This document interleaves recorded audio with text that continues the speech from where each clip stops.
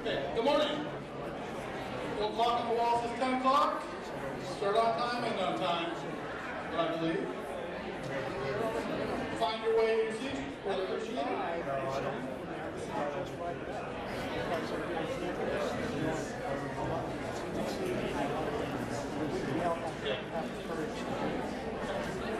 Alrighty, we're going to get started. My name is Scott Myers, and I have the honor of serving as the Director of Teacher Licensure and Accreditation for the state of Kansas.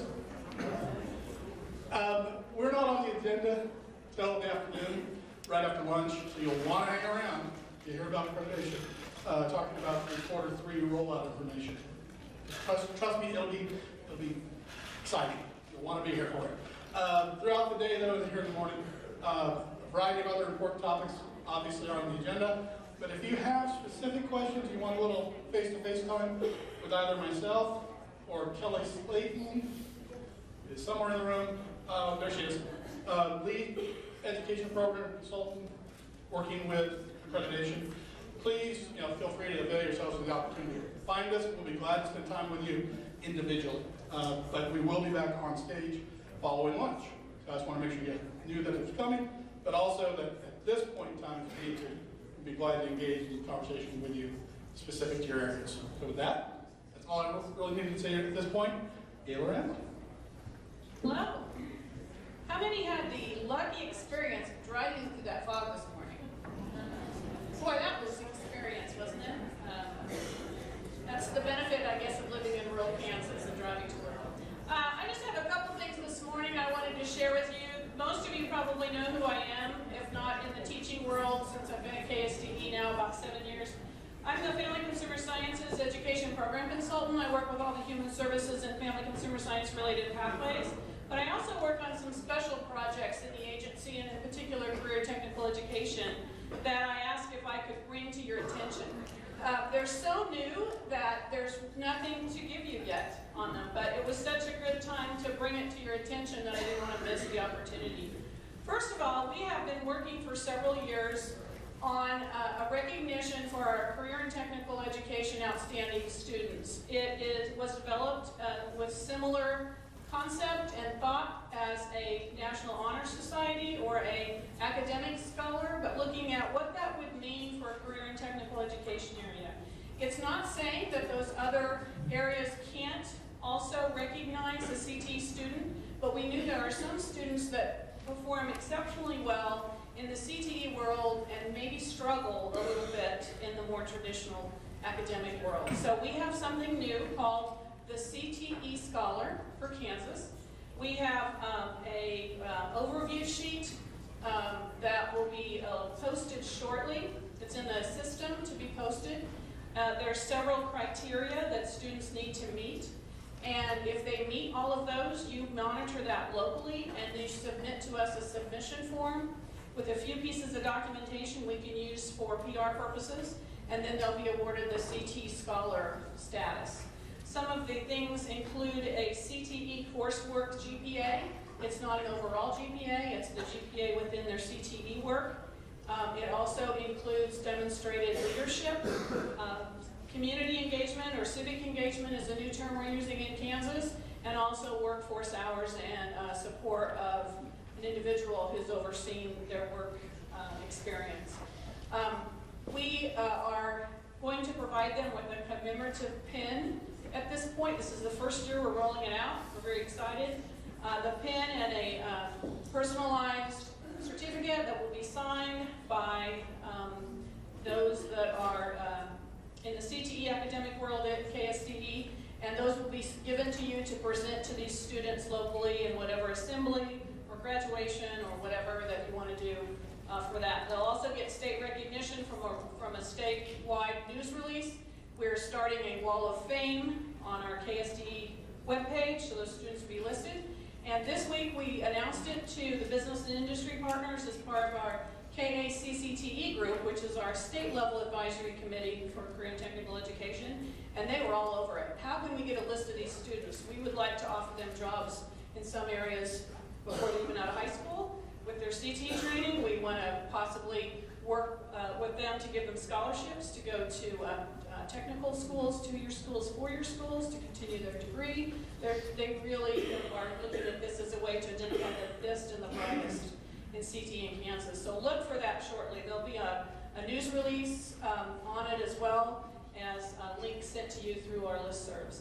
The second thing, which I won't talk near as much about, because again, you'll be receiving some information, we have a brand new career and technical student organization to promote teaching as a profession, and that's Educators Rising. Some of you may already have that in your schools, others might not. We're looking at several models on how this could be integrated into your schools to encourage all students and tap into all students who are considering education so that we don't lose those individuals. We all know we have a teacher shortage across all disciplines, and this is a focus across all disciplines. There's scholarships linked to that. There's teaching resources for students, teachers who might be teaching education or pre-teaching related pathways or experiences at your school. So it's a win-win for everybody.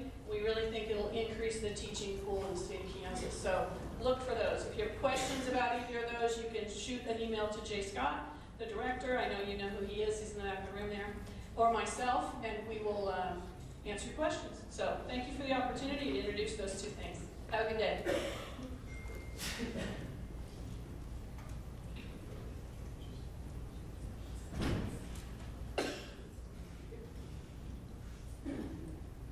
I'm Sarah Schaefer, and Stacy Smith and I, we are working together on exploring open educational resources and our role as a state in providing those to districts.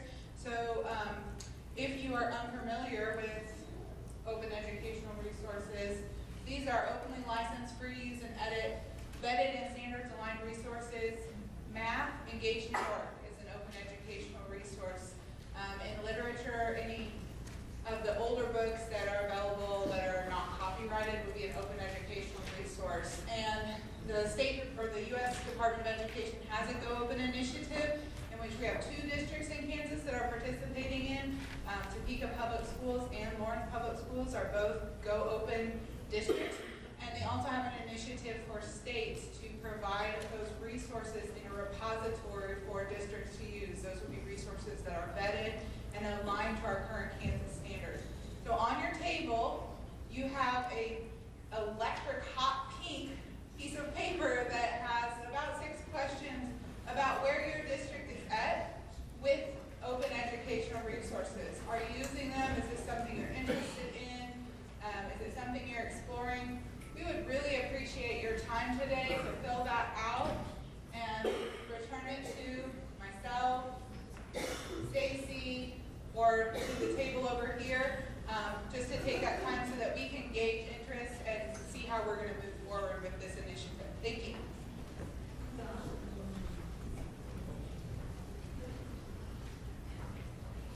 Don? Engaged in profitable conversation. All right. We are now launching, and this is the first notification you got, the KSDE 2017 Impact Institute. I am the program chairman. Julie, where are you? Julie. Julie Ewing also is on the program committee. We are lining up a great schedule of workshops and sessions for this summer. We've expanded to 3 different sites now. There's a little question mark on June 20th and 21st here in Topeka. We're working out logistics to make sure Washburn University can meet our needs. But we've already scheduled with Pittsburgh State on July 12th and 13th and July 19th and 20th at Barton County Community College in Great Bend. Okay? Best professional learning experience you can get for the month. I'm guaranteeing that. $25 for 2 full days of instruction in virtually every single discipline that's out there. We do theater arts, we do fine arts, we do social studies, English language arts, math, and there'll be a big math and English language arts piece because of new standards, and virtually every discipline in between. So if you can get your people fired up, give them a few bucks, send them our way. we would appreciate it and they would as well. So I'll turn this back over to Jeanette. Actually, I'm going to go ahead and turn it over to Dale. And Craig. Like we were an afterthought. Maybe. Craig, what do you think? I think after they listen to us, they'll take a lot more notes on those open education resources that are free. I tell you what though, have you guys noticed today, Craig and I noticed this, we did a little checking on this. You notice Scott Smith's nervous a frog on a freeway? You notice that today?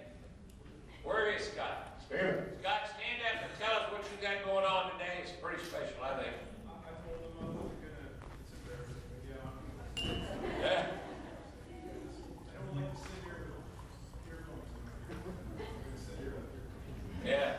His daughter sings in the university choir. They're performing today. She has a solo part at the inaugural. That's pretty cool. Scott,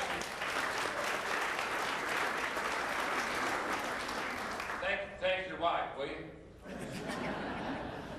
Okay, let's pass it out. Some of our staff volunteers. We want to chat with you just a little bit where we are.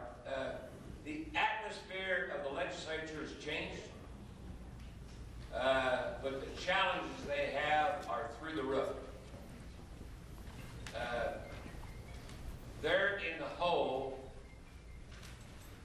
$350 million that they have to correct by June 30th. For Kansas, that's a lot of money to come up with in, what, 5 months now, a little over 5 months. That's a lot.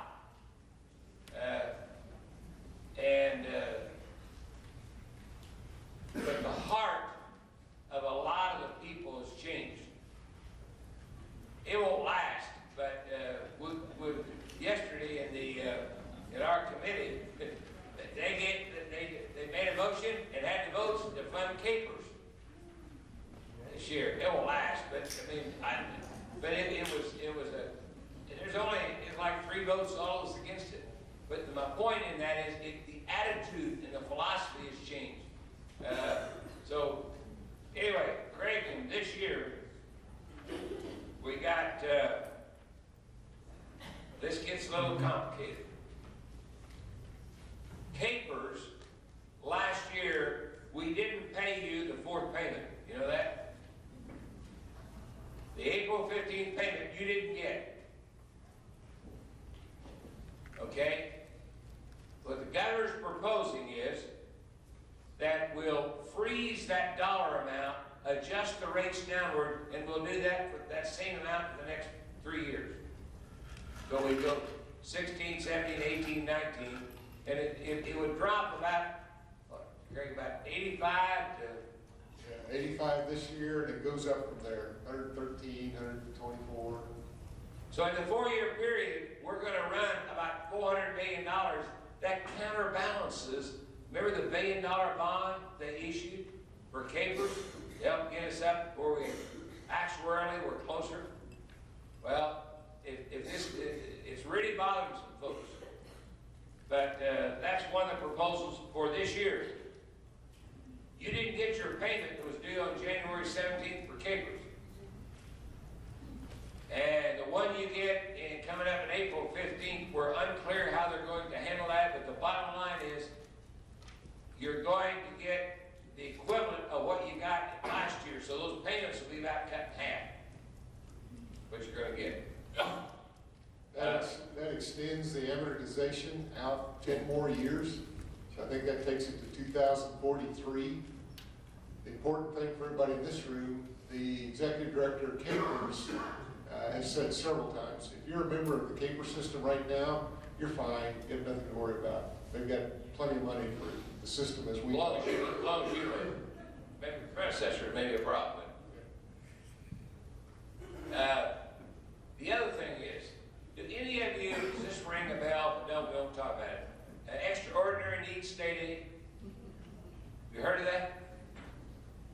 They took about 0.4% of general state aid last year and put it in a pot a year ago. That's your general state aid. Yeah, your state aid. That'd be 2 years ago, really. Yeah. 2 years ago. And then the Finance Council accepted applications and decided who was hurting the worst and give them money. Well, it turned out to be kind of, how would you describe that mess? Fast is a good word. All right. Anyway, it didn't work out too well. So this year, they did the same thing, except they said, you do it, department. So we did it. We had 34 school districts applied for money. The committee recommended, and the state board adopted, 31 would get some money.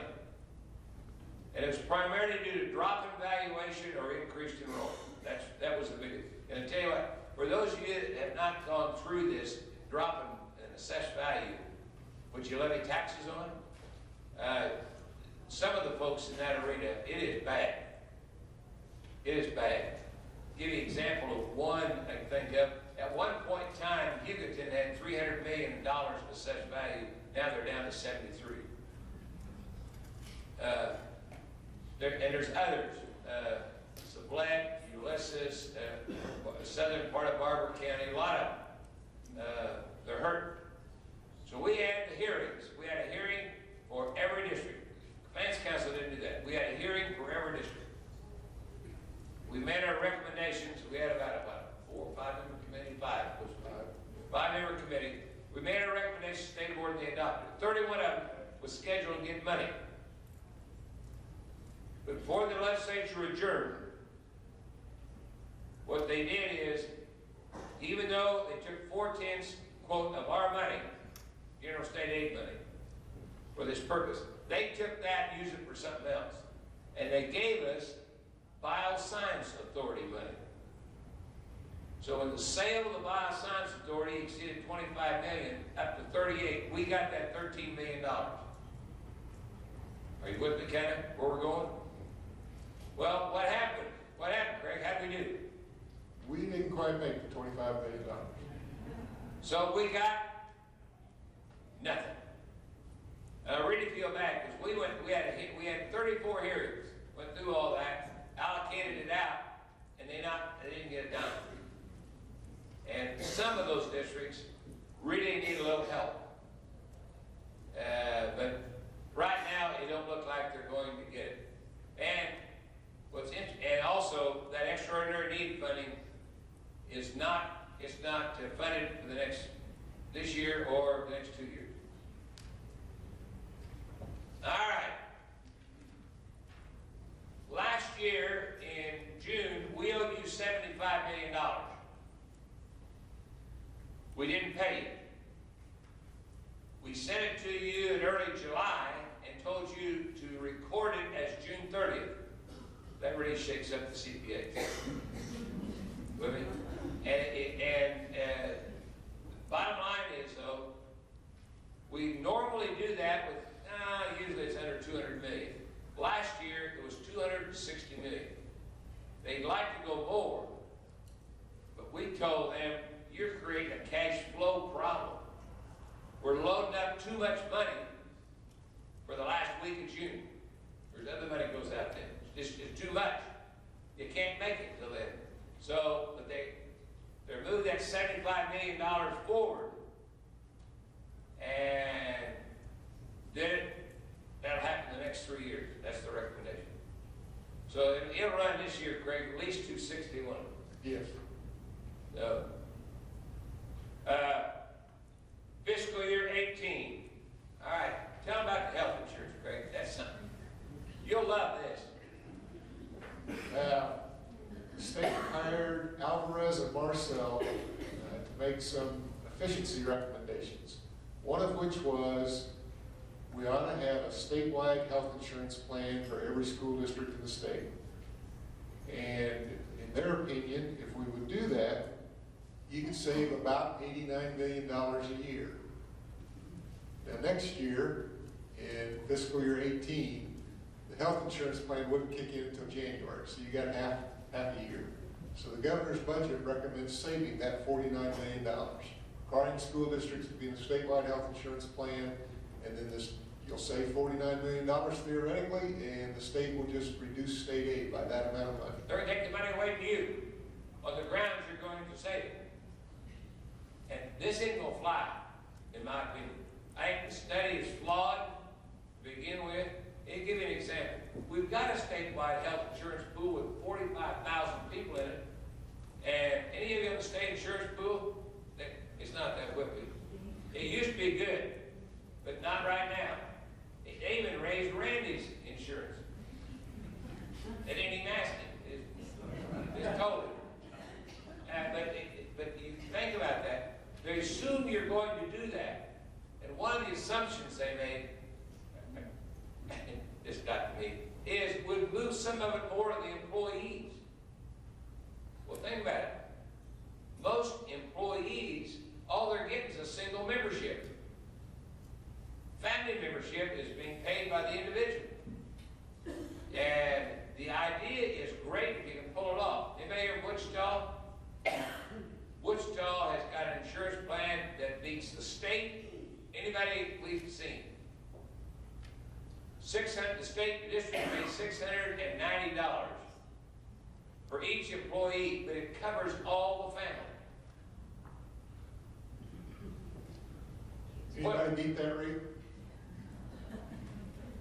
How many of you have family health insurance that costs $1,000 or more? That's just for family. Greg, tell them that's your favorite story. We talked to a district back in December. Their insurance renews in January. So the superintendent had the fortunate opportunity to sit down with his staff and explain that in January the rates were increasing 30%, and a family health insurance plan would be $2,100 a month. Now, hey, just do me a favor on this, and then we wonder about why we're losing teachers and so on. Right now, their salary for a beginning teacher is $2,600 a month. It's right now $2,600 on the hen scratcher. All right? Is there any math teachers here? We need to keep track of this. $2,600 a month. And the district pays $550 towards the health insurance. That means there's $2,100. That means, what is there? Mark, $1,050 left? That the employees got to pay $1,050. All right? Take $1,050 off the $2,600. They're gonna pay $1,550. Huh? They're gonna pay $1,550. Well, that's right. Yeah, they got to pay $1,550, and there's $1,050 left. Excuse me. So they got to pay $1,550. So there's $1,050 left for that teacher if she has family health insurance, he or she. All right. Now, let's say just for fun that rent's $700 a month. We asked the district that got this problem. They said $700 a month for each. We said, okay, how much is utilities? Everything. They said $300. All right. What about a car? Does a teacher deserve a car? Well, they said only if you go to work. But a car, and this is not too lavish. Car and expenses associated with it, little interest, whatever, $300 to $400 a month. Face $350. All right, how much we got left? What about food? My point is, we need to do something about it, but the way they're going about it, I'm not sure it's going to work. Because what they're doing, they're assuming we're going to save that much, and they don't even know the results of any study. Post audit will be out with a study in first part of February. We're anxious to see what it is on the sideline. Craig and I got to visit this guy that did a lot of this. And I called him one morning. I really felt sorry for him. Their office is in Madison Avenue, New York, and he was having breakfast. He said, I'll call you back. I'm having breakfast. What do you do? But anyway, he said, I asked him, he said he was proposing, and I said, it won't work. I said, how much health insurance do you pay for your company? What's your plan? He said, I can't talk about it. I don't think he paid $1. I think the company paid the whole thing. but he wouldn't admit that one way or the other.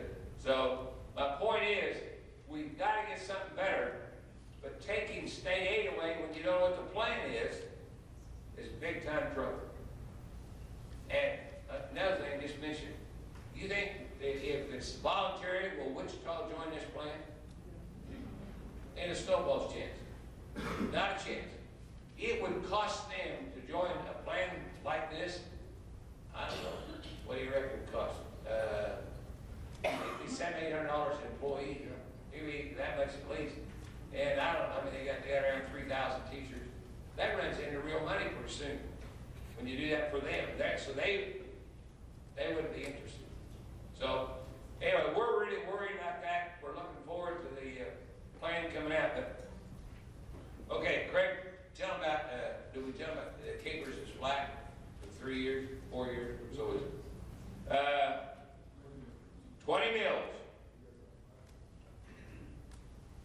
We got the mic though. That's true. We had time got up. The other thing that the governor's rec did that bothered us, the big deal was when they went to block grant, any increase from the 20 mil levy would go to schools. Well, that's running $2-3 million a year. The out years it'll go up a little bit more because valuation's up. But tell them how we're going to come out on that, Greg. The plan that's recommended by the governor is the state will just keep that extra money, so they can reduce state aid by the amount of the additional property tax that comes in. So school districts were told that was going to be your increase. Instead, you'll stay flat. As in past years, the good news is you don't lose any money. But you think about that, Greg, you don't lose any money. On that piece, you don't get any money. But on health insurance, it's a flat loss. Big one. A big loss. All right. Other governor's recommendations on page 2, or back page. We're going to securitize the tobacco money. What that means is we're going to sell bonds on the future money coming in from the tobacco. They want to sell for over a 2-year period $530 million. We've been getting about $55 million. They say they think it'll drop down to in the 50 range. It's going to take a long time if we get that paid off. The other issue, how many bondholders will buy it? Will bid on it. New York bid on it here a while back. Nobody would bid. It's too unsure. Because if tobacco sales go down, you can end up losing. So, that's a big deal. Okay, Craig, Blue Money Investment Board. The state has a fund that they keep invested, Pool Money Investment Board, with $537 million over 2 years. About $317 million of that will be used for this year. The state would take that money, consider it a loan, and they'll start paying it back at $45 million a year in 2019. And on a number of these things, these ideas, you'll find legislators that don't like them, but they're having trouble coming up with other alternatives that would be less offensive, for lack of a better term. So some of these may get some pretty good discussion. Due to time, and I'm afraid of Teresa, you'll notice down there we're going to raise the tax on cigarettes $1 a pack. What is that, nickel cigarette? $1 a pack. Also, we're going to double the tax on alcoholic beverages. When you do that, what will be the effect of purchasing out of state, or the effect of not buying, reducing sales? They predict, the governor's folks predict there to be a slight decline, but it wasn't very big. Not very big. So, I can tell you one thing. The tobacco lobbyists and the alcoholic beverage lobbyists, there'll be so many of them that'll be lobbying each other. One year we had something to do with technology, internet and so forth. One of the big firms had 7 lobbyists. So they'll have a cubby of cigarette and liquor lobbies. That, you sound like it's simple and easy to sell, syntax, but it's not. They'll put a lot of money behind that to try to kill it. Greg, tell them about the sales tax and we'll get out of here for you. Okay, a portion of the general sales tax is dedicated to the highway fund. The money goes straight to the highway fund. Not the tax on gasoline, just general sales tax. You go buy something, part of that sales tax goes to the highway fund. Been that way for quite a few years. The governor's recommendation is that that doesn't happen anymore. That sales tax will all go to the state general fund. And that amounts to about $290 million a year. He's recommending that for each of the next 2 years. Yeah. We really pulled back the highway fund to the revenue we're spending, will be spending, will be reduced substantially, and it boils down to just the gas tax, federal funds and the gas tax. The sales tax, they used to get a portion of that when they sold the sales tax increase. They got a part of it. Craig thinks they're losing. That would go away. So I'm not real sure, but I know a lot of legislators, they're very concerned about, one, borrowing more money and when are we going to pay it back? Because the debt load has gone up substantially in the last, 2 years? We had the capers, sold highway bonds, then we do some of this. It's substantial. Is there any questions you got before? Yes? The tobacco money, if they take that, that is what is used for early childhood funding, correct? Well, here's what happened. This is the increase in taxes on tobacco. Oh, the securitization. If they did that, then you wouldn't get any money probably for several years. You'd have to compete. If you get early childhood money now, you'd have to compete out of the state general fund. You'd have to compete with that. Now, this year, they gave you, they put in the pot what we got last year. The amount of dollars is there. Will that hold in future years? No. It's earmarked now, but under this law, it would not be earmarked. Good point, though. Any other questions? This fiscal year? Pardon? This fiscal year? This fiscal year cuts. I know you're going to hear a lot of talk about that, but I've not heard any talk that had any clout at this time. With me? You heard they're going to cut 2%. Some of you may have heard that. Well, 2%, some people in the room here couldn't stand it. They financially could not make things balance. So, they're not there yet. There has been no bill introduced in any committee to do that. So I think it's got a ways to go. And when you get over to the House, Randy visited with some folks this morning and yesterday, the attitude and philosophy is different. You've done a super job of communicating with legislators your needs and the problems involved. And we're either going to get it straightened out. We got a vision, we got a plan. All we need is the resources now to implement it. So, anyway, any other last minute questions? Thank you very much. Teresa, how much did I go over? Thank you. Thanks, guys.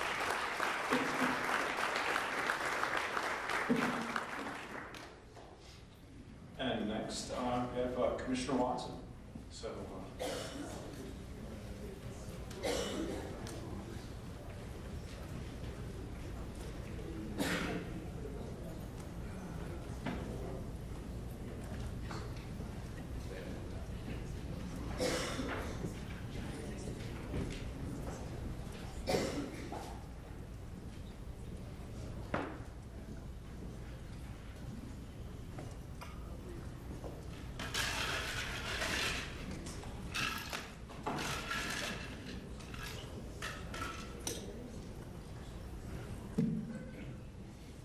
stand up, stretch.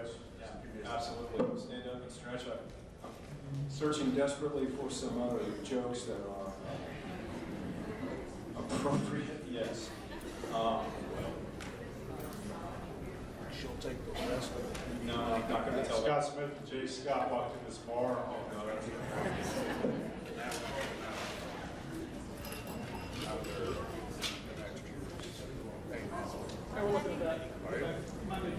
Sure. Sure. I'll do it for sure. Put on Bill's list today. Yeah, I got you. Okay, done.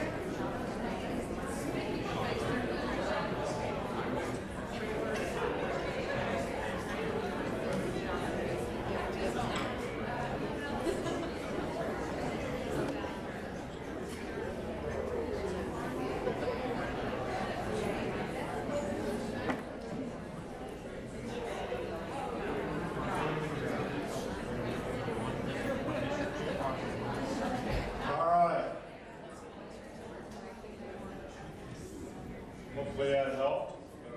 Stretch break. Just be patient. Switch over. All right. One good. Okay. You know, Dale said a couple things before I get started. So I was over at the legislature yesterday. You know, Dale loves to go over there. I encourage Dale to go over there. We try to stay away, the rest of us. I went over and talked to the House Ed and the Senate Ed, and Monday I'll be talking to K-12 House Budget Committee, Education Budget Committee.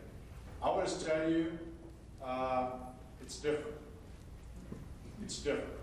It's much different. Tenor is different, and you deserve a lot of credit for that. It's different.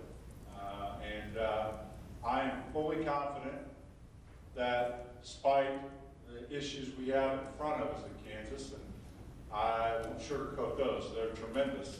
I think we've got the right people that are willing to do the heavy lifting to get it done. They're working on it hard. It's really nice, you know, when I sit in front of Senate Ed, and there's Mary Jo Taylor. I can go to House Ed, and there's Brenda Dietrich. right? And Bruce Gibbons is grabbing me in the hallway. You know, that's good. You know, it's really fun. So I want to share that with you. I also want to share with you last 2 months at the state board meeting. Kathy Bush on one occasion, and Jim McNeese on another occasion, and Janet Wall on another occasion, sometime during those two meetings, basically said this, I'm paraphrasing, you need to get all this stuff done yesterday. What I'm saying is, they want us to move fast. You know, for us to do regulation changes is honestly about a 1.5 year deal. And that's unacceptable. We can't wait that long to be doing some of this stuff. So that's a lot of pressure not only on our staff, but that's a lot of pressure on all of us. As really, we're going to encourage and offer and try to move us fast in a fast way. Now, I say that, you know, none of this work is going to be done in a year or 6 months. But for the start and the conversations that you had at 9 o'clock this morning, and some of those things are really instructive. I was in Fredonia sometime this week, I don't remember, blurs together, some night, Wednesday night I think, and a math teacher came up to me, and Cindy, I didn't even have to discuss with her college algebra, I just want you to know that, but she said, okay, I've heard you 3 times, I just want you to know that I'm going to change. I don't know what I'm going to do different, but I get it. I got to change. And I got kids that aren't doing well, and I don't know, I think I'm doing the best I can. I don't know what it is. And I looked at her and said, that's the first step, right? Is to acknowledge that it's not our fault, but we're not successful with some kids, and then we get everyone together in a room and say, what do we think? And then we try it.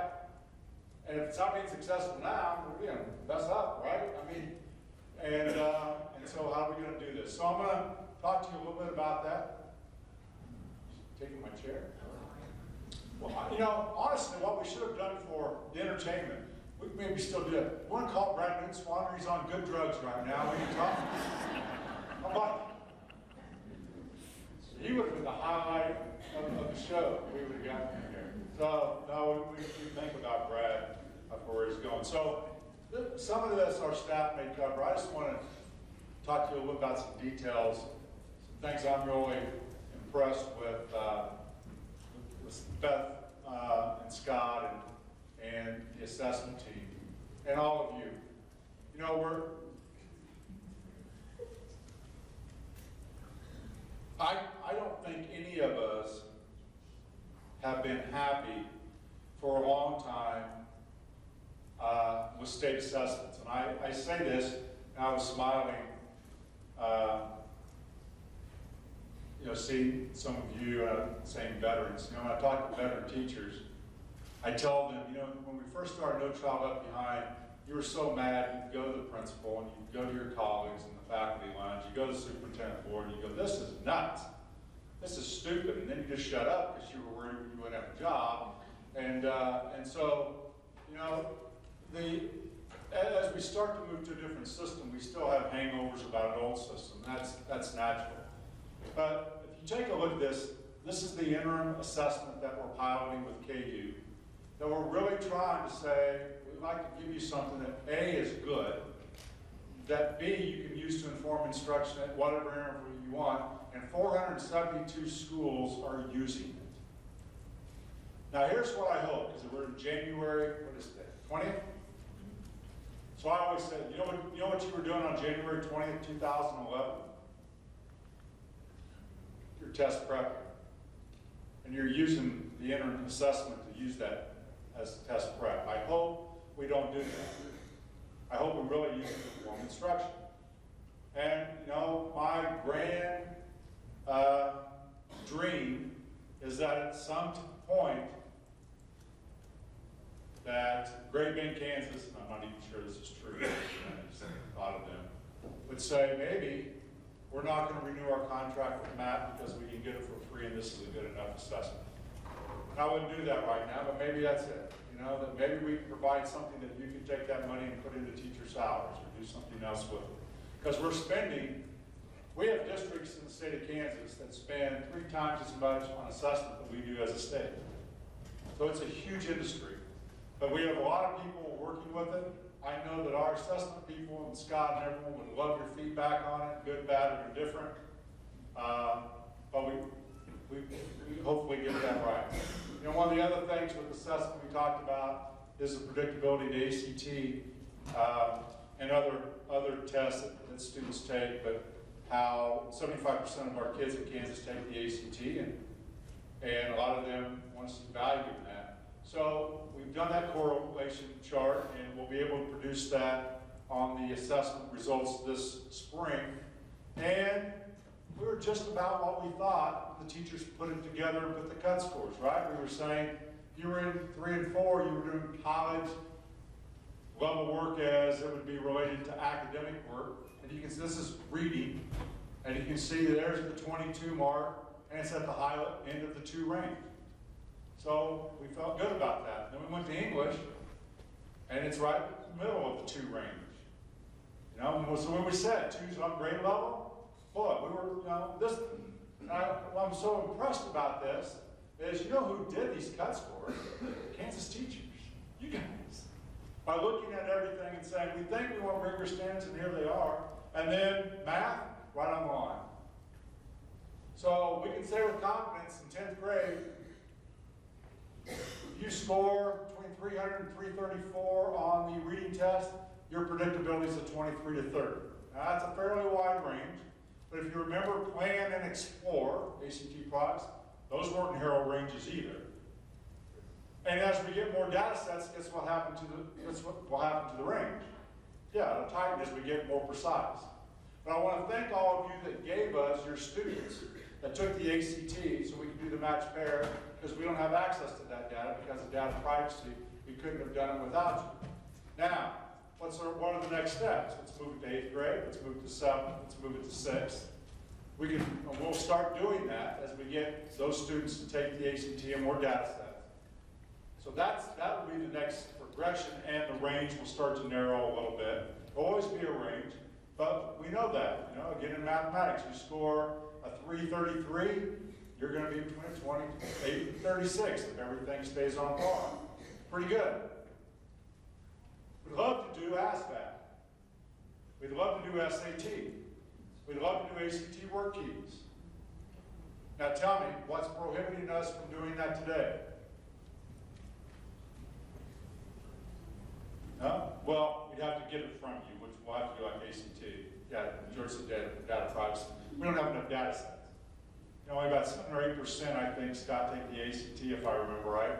Well, we have 75 take the ACT. You have 7 or 8%, you're skewed there. ASVAB, same thing. Work keys, same thing. So as we get more data sets, we'll be able to do the same thing so that then when a student takes the bouquet at the end, wherever they're going, whatever they're going to do, we can be giving predictability, hopefully in the next several years, to that, and that reports to parents, and you can have that conversation, and it's not, you know, some foreign thing, it's separate.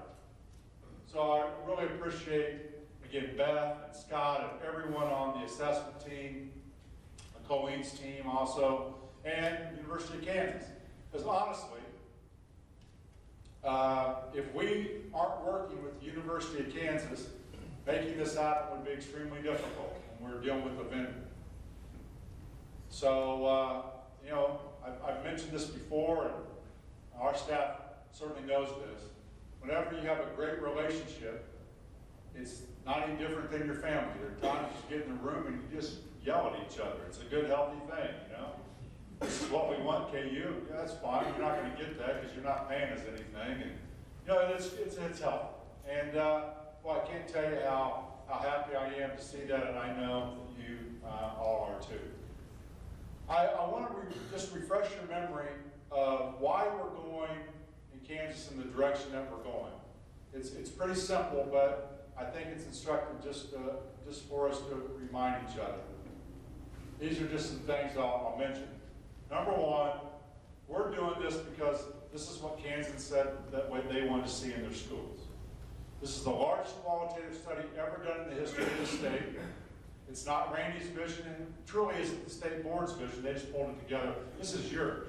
And everyone else came to those focus groups and gave online feedback and came to the Brad and I's union tour. It's all of that. And as I just told a legislator yesterday, which said, don't you think we ought to get more money in the classroom? And I said, what Kansan told you that?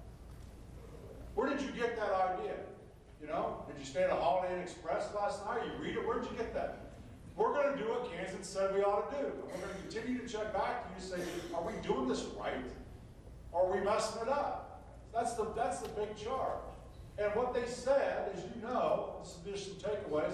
How about we have better early childhood education in this state?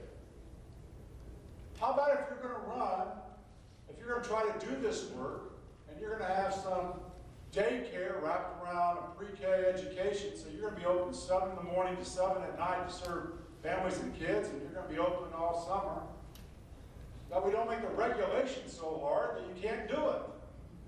How about we give some funding for that? You know, if we put $30 million, that sounds like a lot of money, till you start to think of the billions of dollars we spend on education. We put about $30 million as parents, as teachers, and early childhood, 4-year-old at risk, and toddler. That's total over several years. We could dramatically change the face of pre-K. Kansas said, when are you going to do that? And some of you have embarked on that, charged forward, and called me crying and said, I don't want to do this anymore, it's hard. It is hard. I'm trying to make it not so hard. It's hard on me too. But Kansas said, we want to do that. By the way, I was talking to a superintendent not too long ago who said, hey, we need to build a pre-K. Can you help us come down and build a pre-K?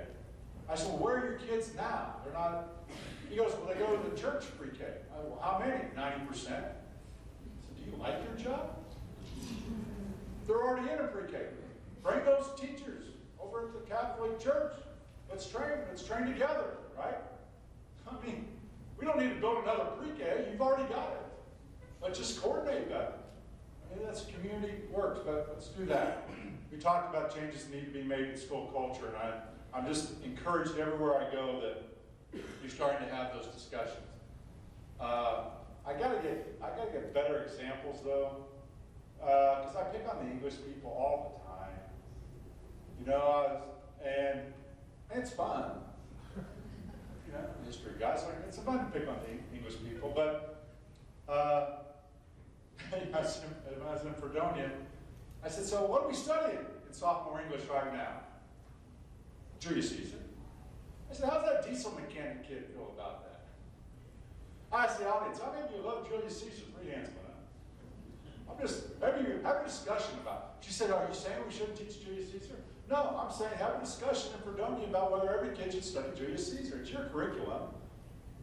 She goes, but you know how great, what I can do in teaching that? Yeah, I know, because you love it. But I'm going to guess some of the kids don't. And you know, we have standards that don't say teach Julius Caesar. That's your curriculum. But I just wanted the discussion to happen. Wouldn't that be cool? Does every kid have to take Algebra 1 to learn algebra, get Algebra 1 credit? Or can you get it in different ways? I think that's a great discussion to have locally. Changing that culture. So when we value the kid that wants to be a welder or a lineman as much as the kid that wants to be a doctor. New dynamic roles for school counselors and social workers and school psychologists, and we're going to hire some, and I said that in the committee yesterday. Now, one of the things, if we start to flow some money, and the money goes to base state aid, or whatever we end up calling it, you know, and you can do anything you want with it. Some of you aren't going to know how to act if you haven't had any money for so long, right? And there's going to be lots of pressure to do things.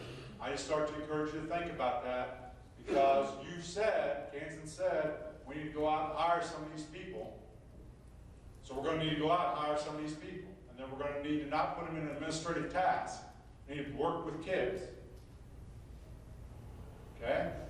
And my fear is no matter how much we talk about that, we're still not going to do that so that we can have more tutoring going on in reading and math. Not opposed to reading and math, we put all of our eggs And it just hasn't panned out that great for us. So Kansas said do that. Collaboration with school and business is important. We're talking to Penny Hargrove, Jay, and I about the challenges of getting kids on the shop floor with insurance. Every kid deserves a job shadowing experience. Maybe not an internship, that'll be up to you. But every kid, that's where you want to learn whether you want to do it or not. Hit your businesses, figure that out, collaborate with them.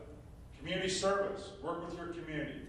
Brad and I have been spending a lot of time the last several months talking to boys clubs, girls clubs, 4-H, Boy Scouts, Girl Scouts, junior achievement, goes on and on. All these great groups, right? They're doing great work. They don't even know what the other ones are doing, but they're doing great work. You know, I said to Boy Scouts, tell me how you get a merit badge in forestry. Tell me the standards to get a merit badge in forestry. I want to give that to our standards people and say, where does that cross? You know, I can't wait to sit down with churches and say, hey, when you ship these kids on mission trips in the summer, what are we learning? Can we design what we want to learn out of that? You know, that's working with the community to make learning more than just four walls. But then just think how that synergy will come together when we start to do things. So that final one, schools need to be reorganized around the student and not around our system. And that's so important. I mean, it's just things we don't even think about. Like, why is every sixth grader in first grade? Because that's the way we organize school, right? I mean, we don't even think about it. It's just been so long. That's the way we think it. It's just the way it is. I was in Dayton last Friday. We were talking, and as I left, kindergarten, first, and second grade teacher were walking out saying, what if we just took all the kids together? I was like, whoa. I don't know if the superintendent was ready for that. Everybody's like, wow. But great conversation, right? It's their schools. It's their community. But I still get the phone calls from, hey, Randy, I'm in the school. My kid's going to go to Germany next year on a foreign exchange trip. We thought maybe it'd be good for her to study some German before she went. So we went and asked if we could do an online German class, and the answer was no. We went to the school board, hey, we'll pay for this, but we do an online German class, no. And we still get the same rationale, because we couldn't do that for every kid. Well, as long as we're going to play that game, we're never going to serve every kid's need. We're going to have to figure that out. And yeah, there's limitations, right? Kid comes in and says, we pay for my tuition to Harvard, I'd like to go there. Well, probably not. But we've been doing that with IEPs for a long time, right? We know there's limitations to that. We have teams that put that together.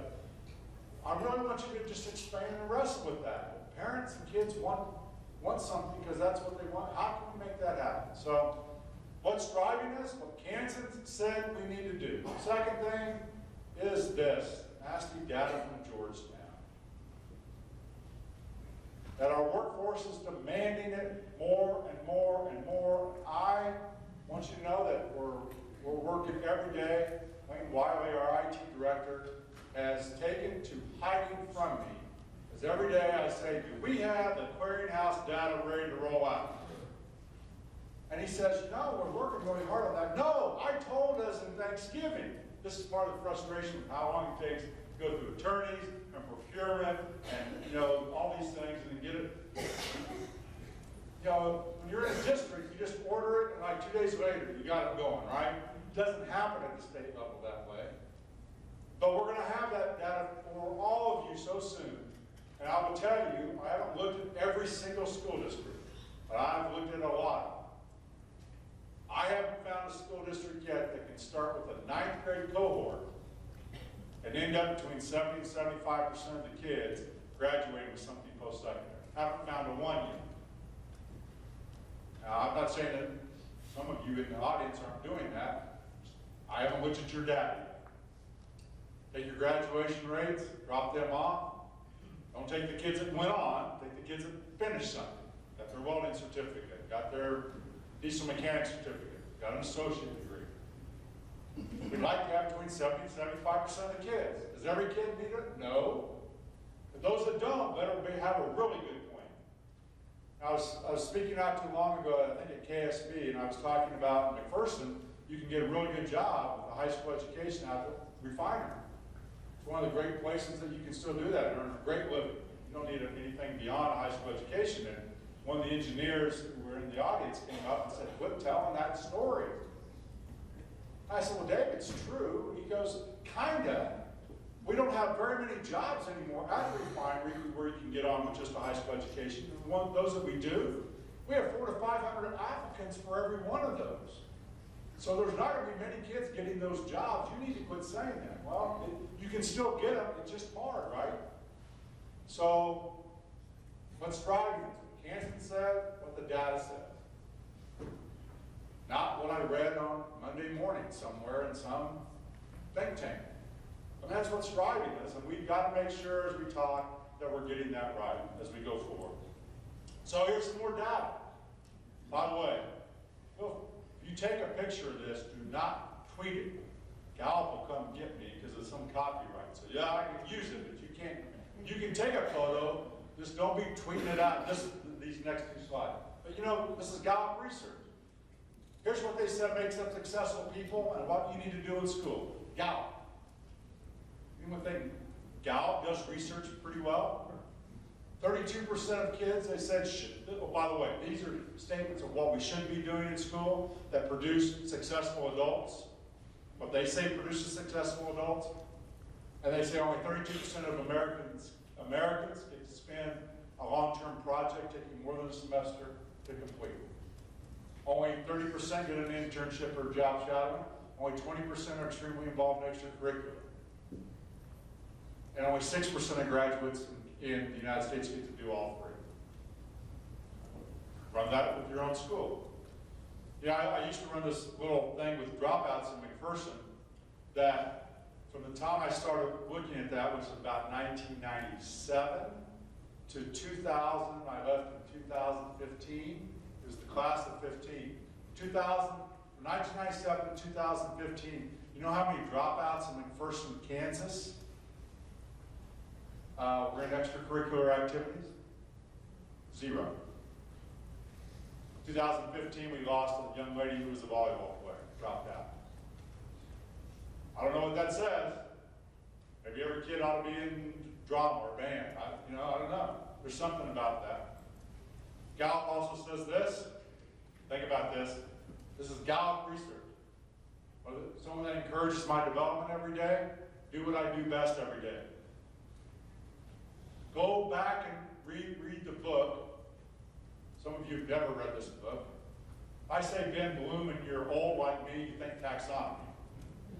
You're a little bit younger, but still old, you think mastery learning. But in '85, one of Ben Bloom's last books were called Developing Talented Young People. You probably never read it. But you may have read Glidewell's Outliers, or Peak Performance, or some of the others that talk about 10,000 hours of practice. Well, that was all Ben Bloom's research on how do you develop talented young people.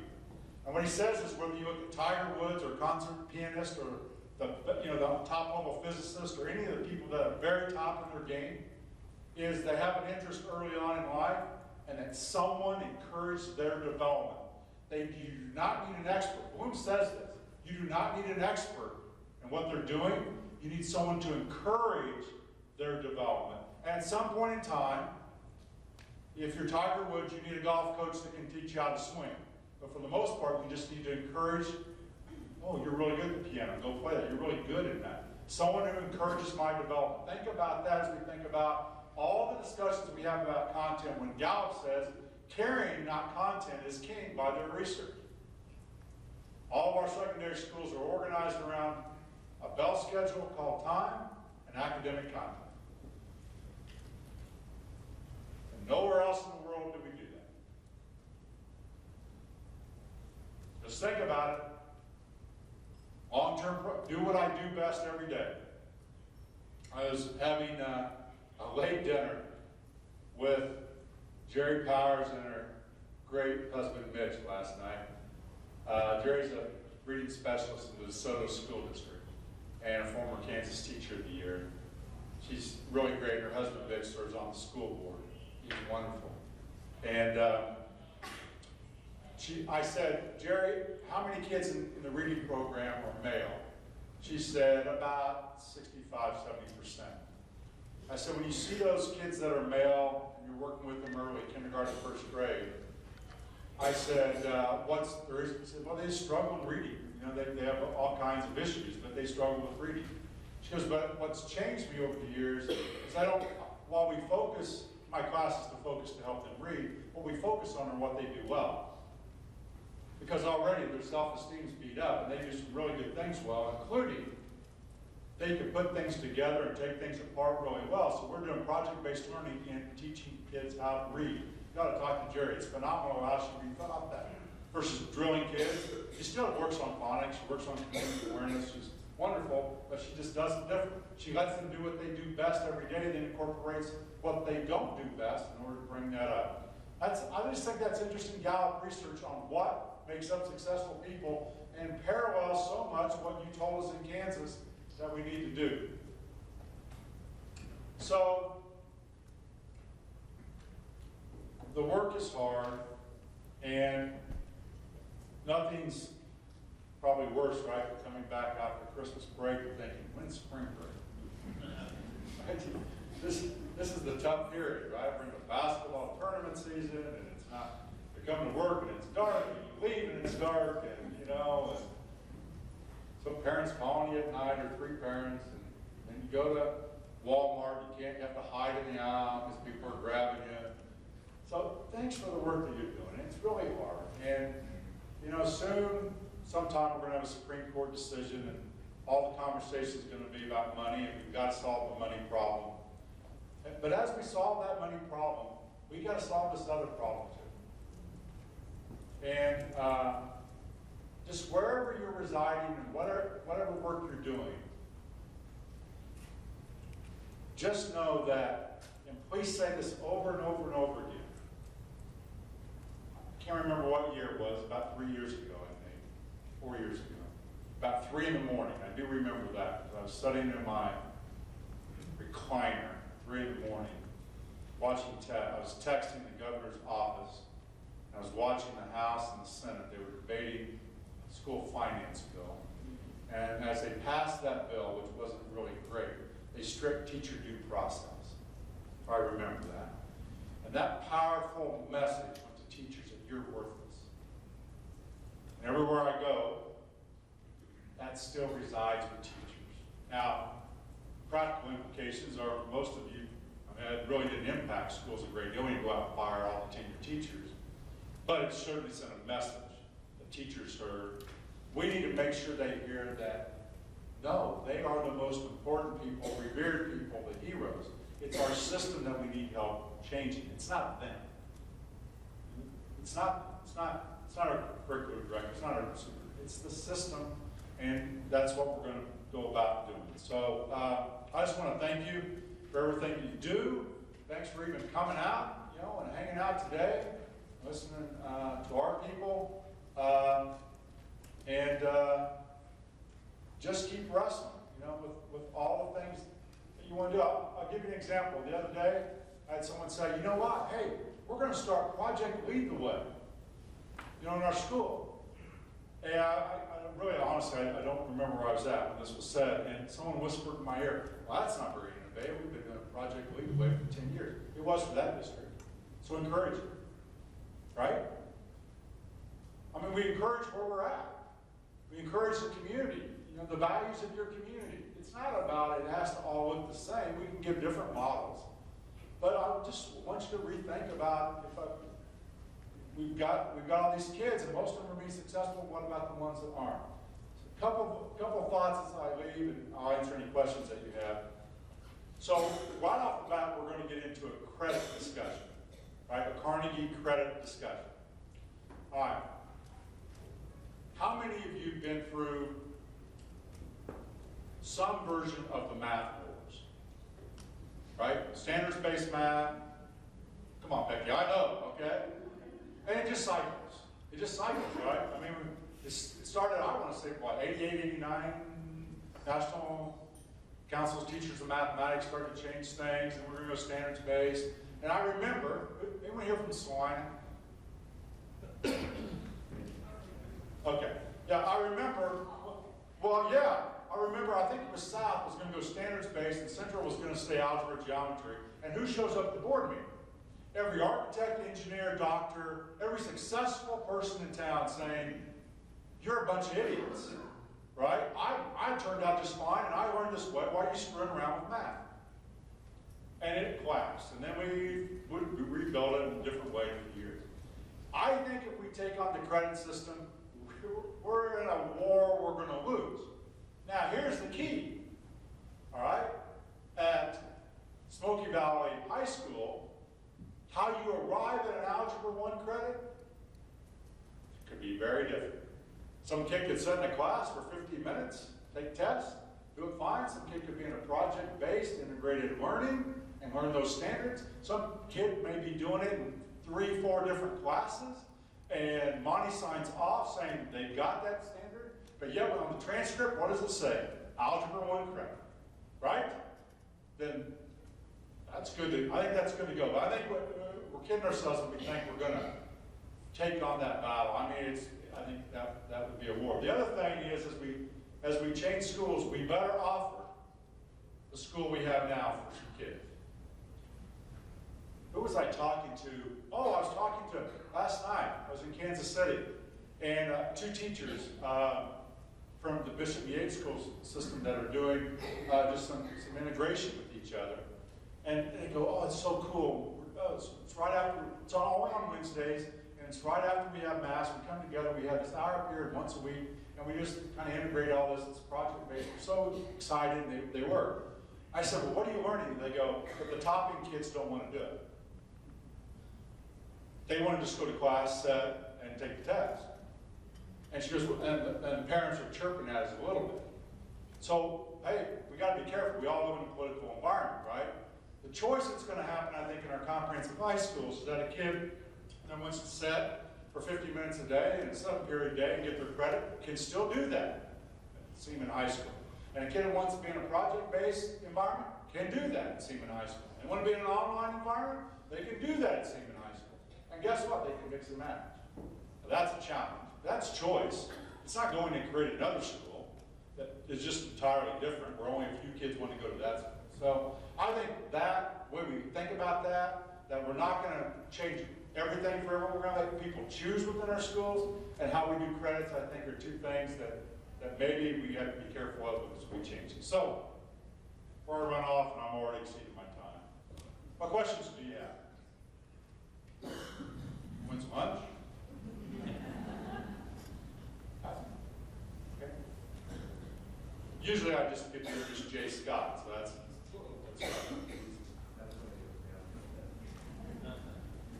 yeah, thanks for all that you do, and I'll hang around a little bit. If you do have any questions, we can talk. Thanks.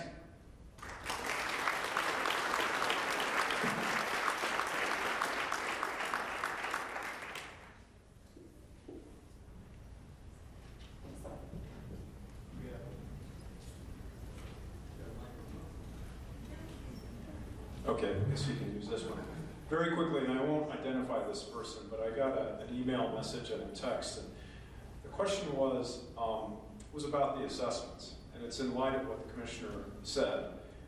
One of the downsides of policy, state policy, federal policy, that advocates for testing, a la NCLB, is that it has a sort of an oppressive, it can quash conversation. So that teacher who's inclined to say, why? This test comes with 3 parts, right? Formative part, an interim part, or this part. Why do we do this? Well, don't ask that question. We do it because it's a mandate. So one of the things that I think is very, very refreshing, and this is what I put in the email, is that there's now room for those kinds of questions. So I guess it wasn't a throwaway answer. It was like, be smart, ask those questions. What do I want to know? Is this the right test to tell me what I want to know?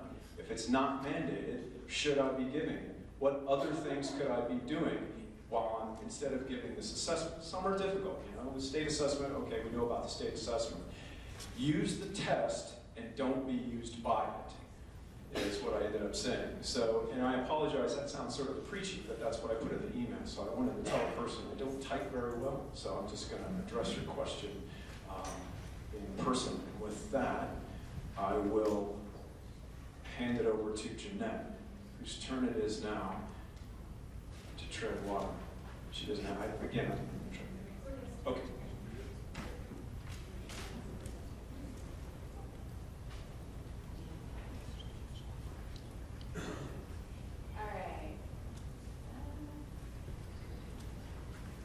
All right, I'll just manually do it, which is really hard for me because I'm a walker. But I am going to talk to you a little bit about our standards review process. It's been going on for a little bit, and I've been getting a lot of questions about where we are in the process. It's a little hard to answer with any specificity because, I mean, I can answer with specificity, but I would hate for somebody to hear something I've said that the teachers are proposing and make sweeping changes to their curriculum based on that prior to things going to the board and the board really weighing in on what they think is best for our state. So I'm going to update you about some of those changes, but keep that in mind that these are all, this is where we are right now. This is still set to go to the board in early fall-ish. All right, I believe Teresa is going to upload this presentation, so if you're interested, you can look and see who our committee members are. I'm not going to go through all of their names, but we do have a review committee, a writing committee, and an ad hoc committee with, tried to get a variety of voices on that team. And I'm not going to go through details about where we've been, but we've met several times with the writing group initially, and they had a 2-day meeting and then did some work on their own to complete the first draft, and that draft was reviewed by our review committee, and then we came together virtually and they decided they actually wanted to meet in person and talk through some of the things that the review committee brought up and that were brought up at the Impact Institute meetings and at the annual conference when we were talking through some of the proposed changes in those places. And so the review group came together in early December. We had a 2-day meeting and we talked through some of those things. Some issues were like, how do we show an integration of the language standards, for example? Why the focus on only US texts in the upper grades, because that seems really limiting for course sequencing in high school. So we had some of those kinds of conversations. And they drafted our second draft. And where we are right now is with me. I've been taking all of their pages and pages of feedback and drafting, and we now have a complete K through 12 complete document, and I'm working on putting in the links and everything to that so that we can have it ready for our regional meetings coming up soon.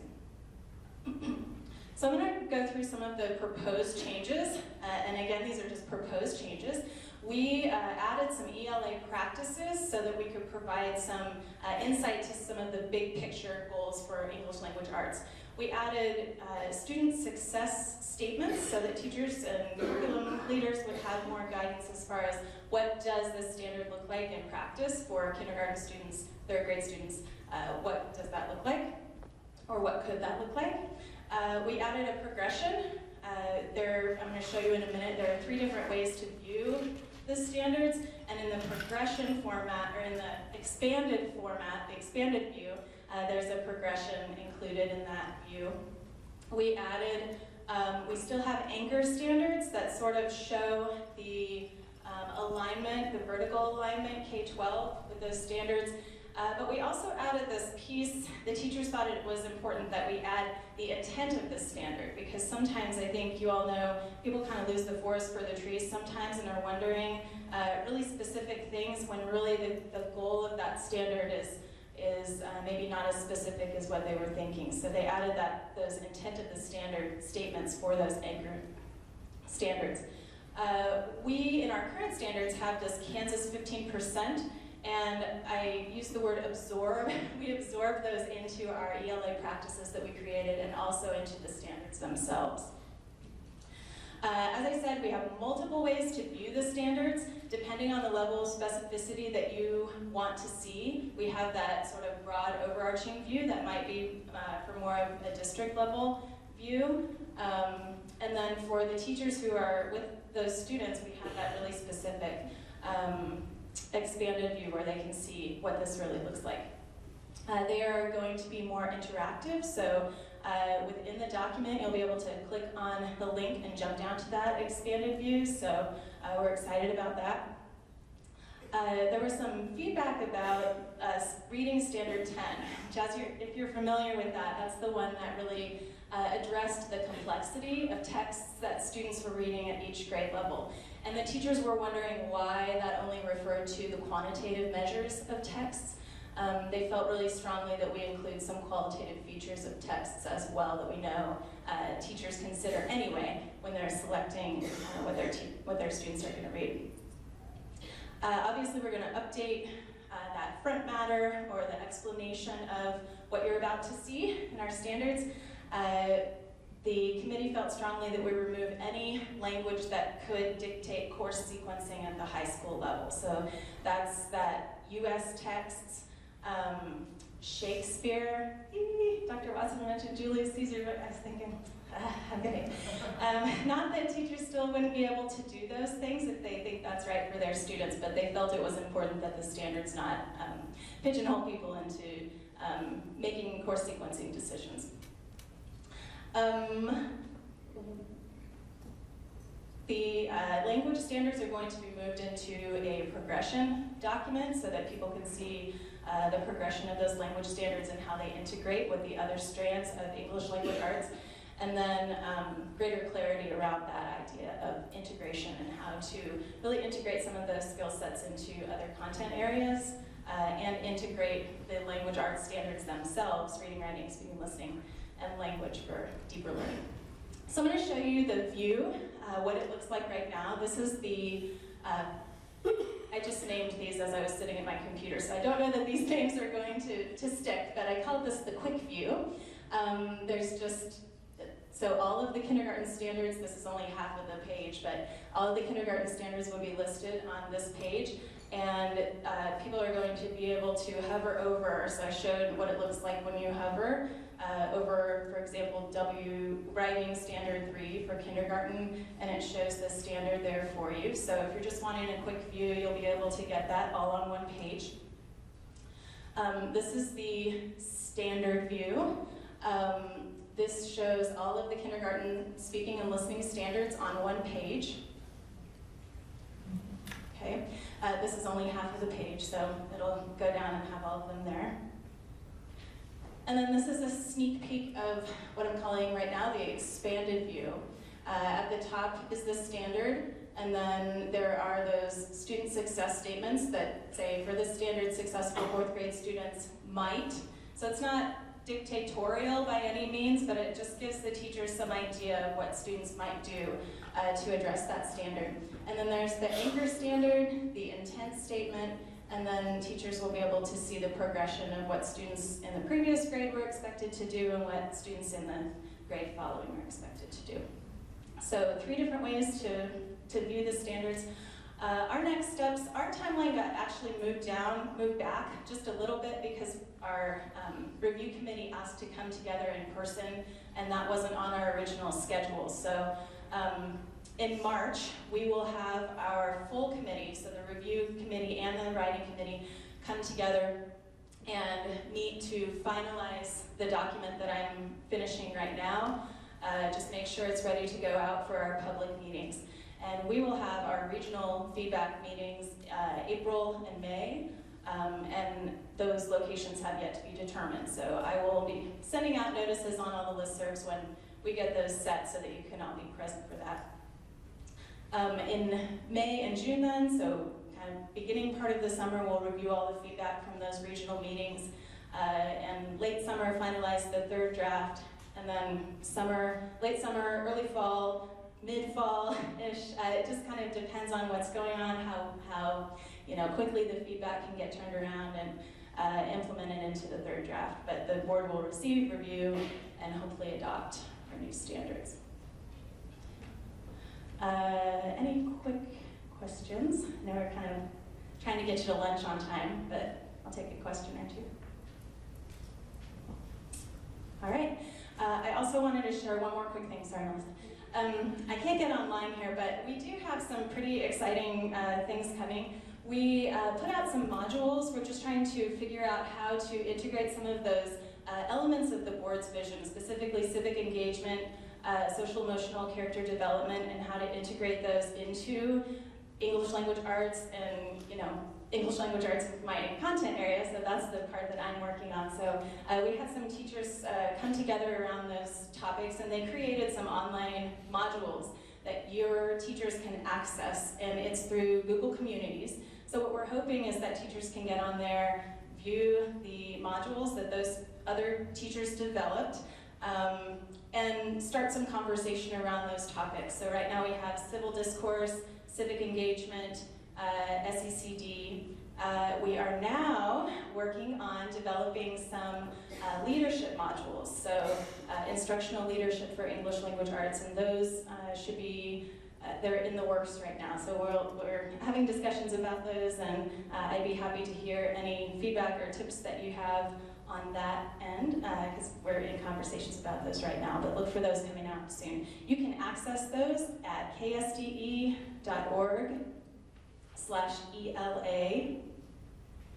and there's a tab at the top that says professional learning, and if you just go there, you'll see a link that says modules. All right?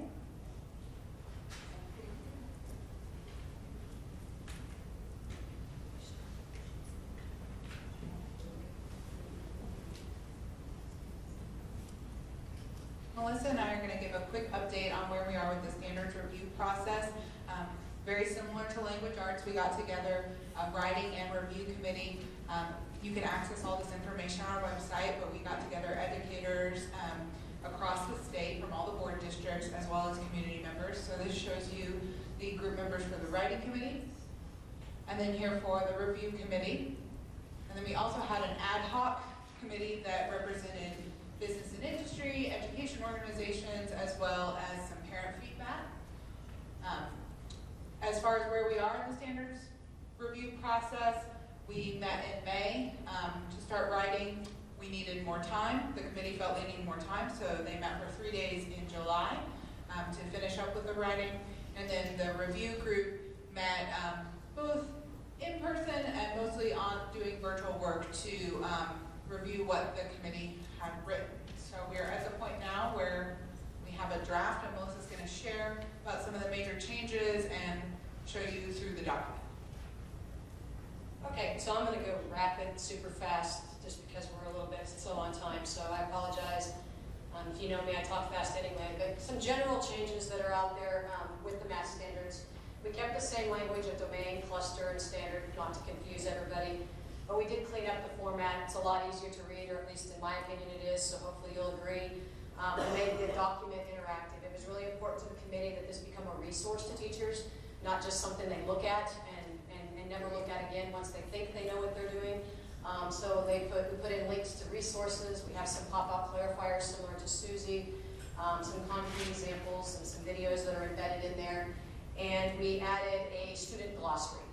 Right now, this current standards has a glossary at the end of them, but it's not clear what the student should know versus what the teacher should know. And so the committee felt it was very important to create a student glossary. So what's at the end of the standards is what the teacher should know, and then the student glossary would be what the student should know, for lack of a better way of putting it. Some K-5 changes, and you're going to see some similarities across the board for K-12, but I decided to kind of clump it because that's how we did our committee. We embedded that Kansas 15%. Susie used the word absorb, we used the word embedded, but basically the same thing. It was sort of, now it's within the standards. You won't be able to determine what was the Kansas 15% versus what is now. The progression document links that are out there that show best, what the research shows of how a student best learns mathematics are embedded within there, so a teacher can look at what should have happened before versus what's going to happen in the future. And then we linked it to some of the white papers that we have at KSDE around fluency and some of those other topics that we have to sort of drive home the point of what it means to be fluent in mathematics. tables and videos that exist in our current standards that a lot of teachers don't know they're there because they're at the way bottom, are now actually linked, and they pop out and they're colorful and more user-friendly. Sarah just was at a district just this last week, and they're like, there's tables in the standards?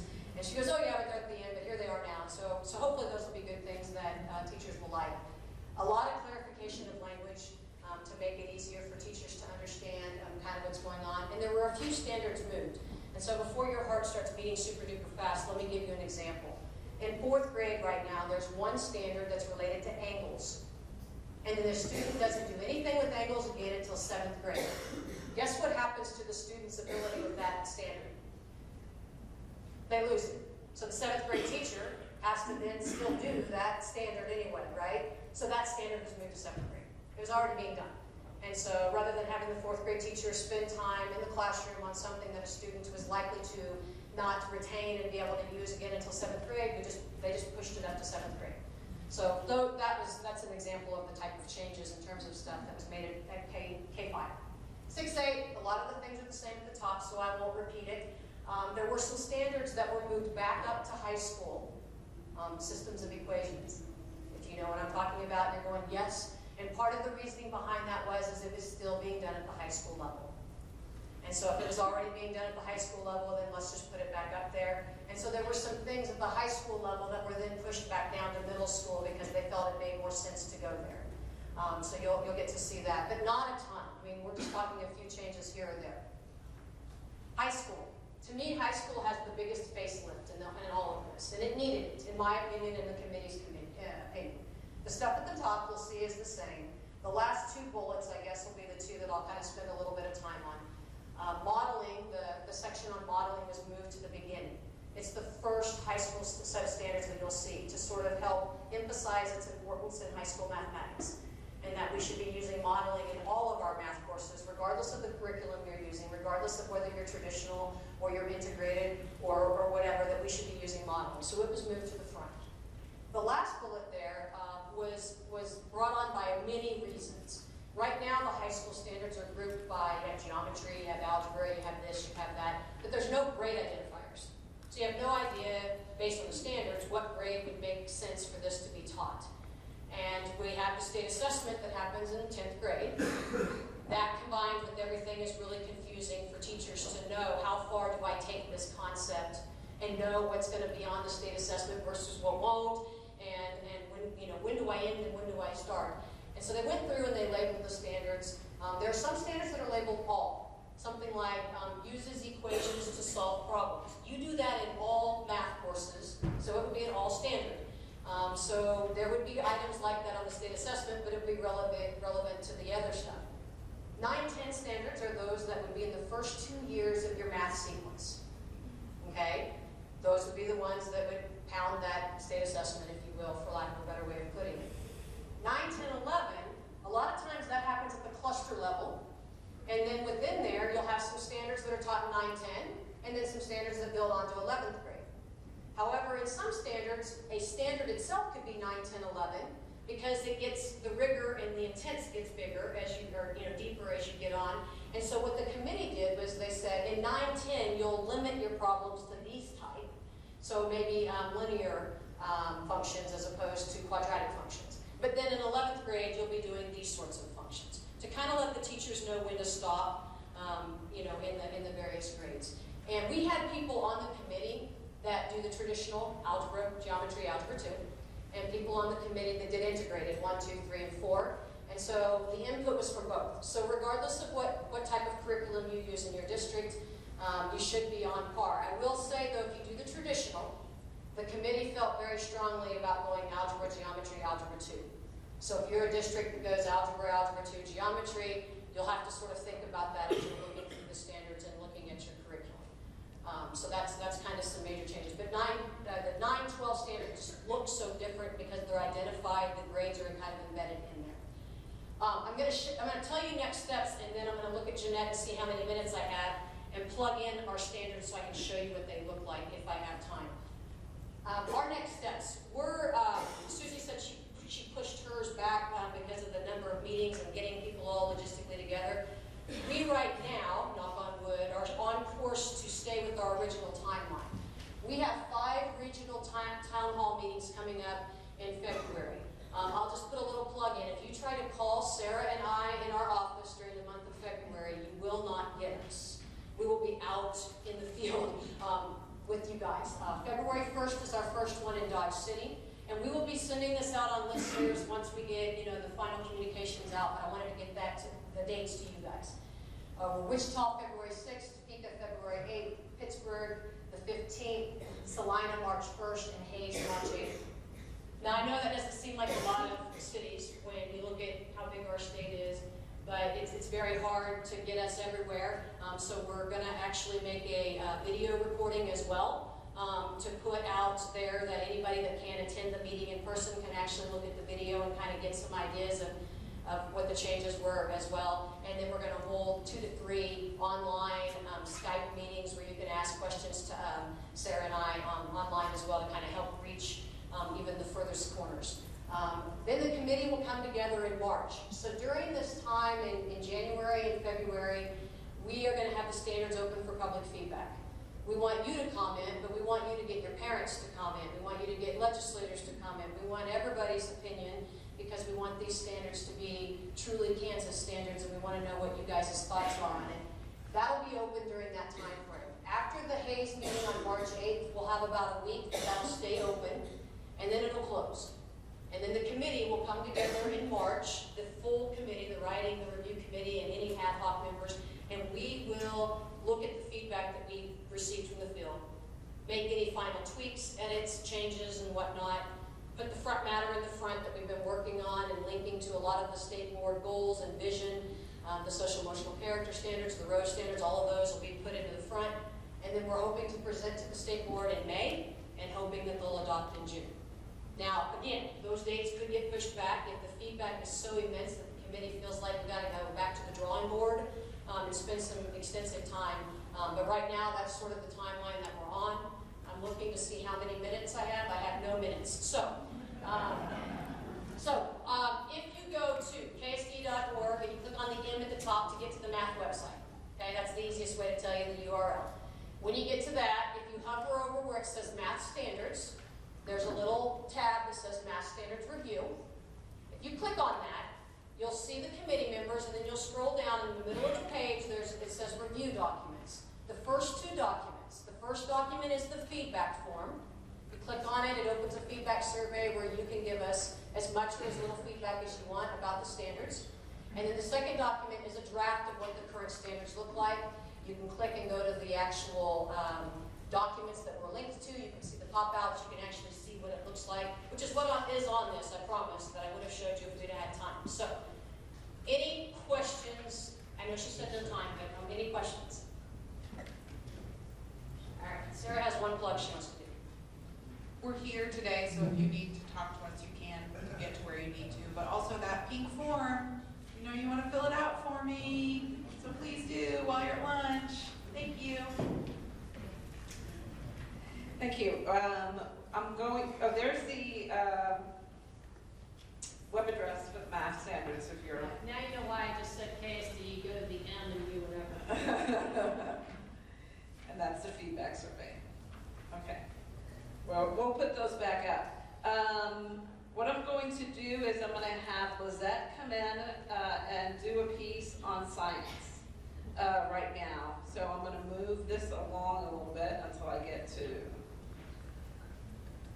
and I'll distribute. I could have some KSDE staff to help distribute some papers.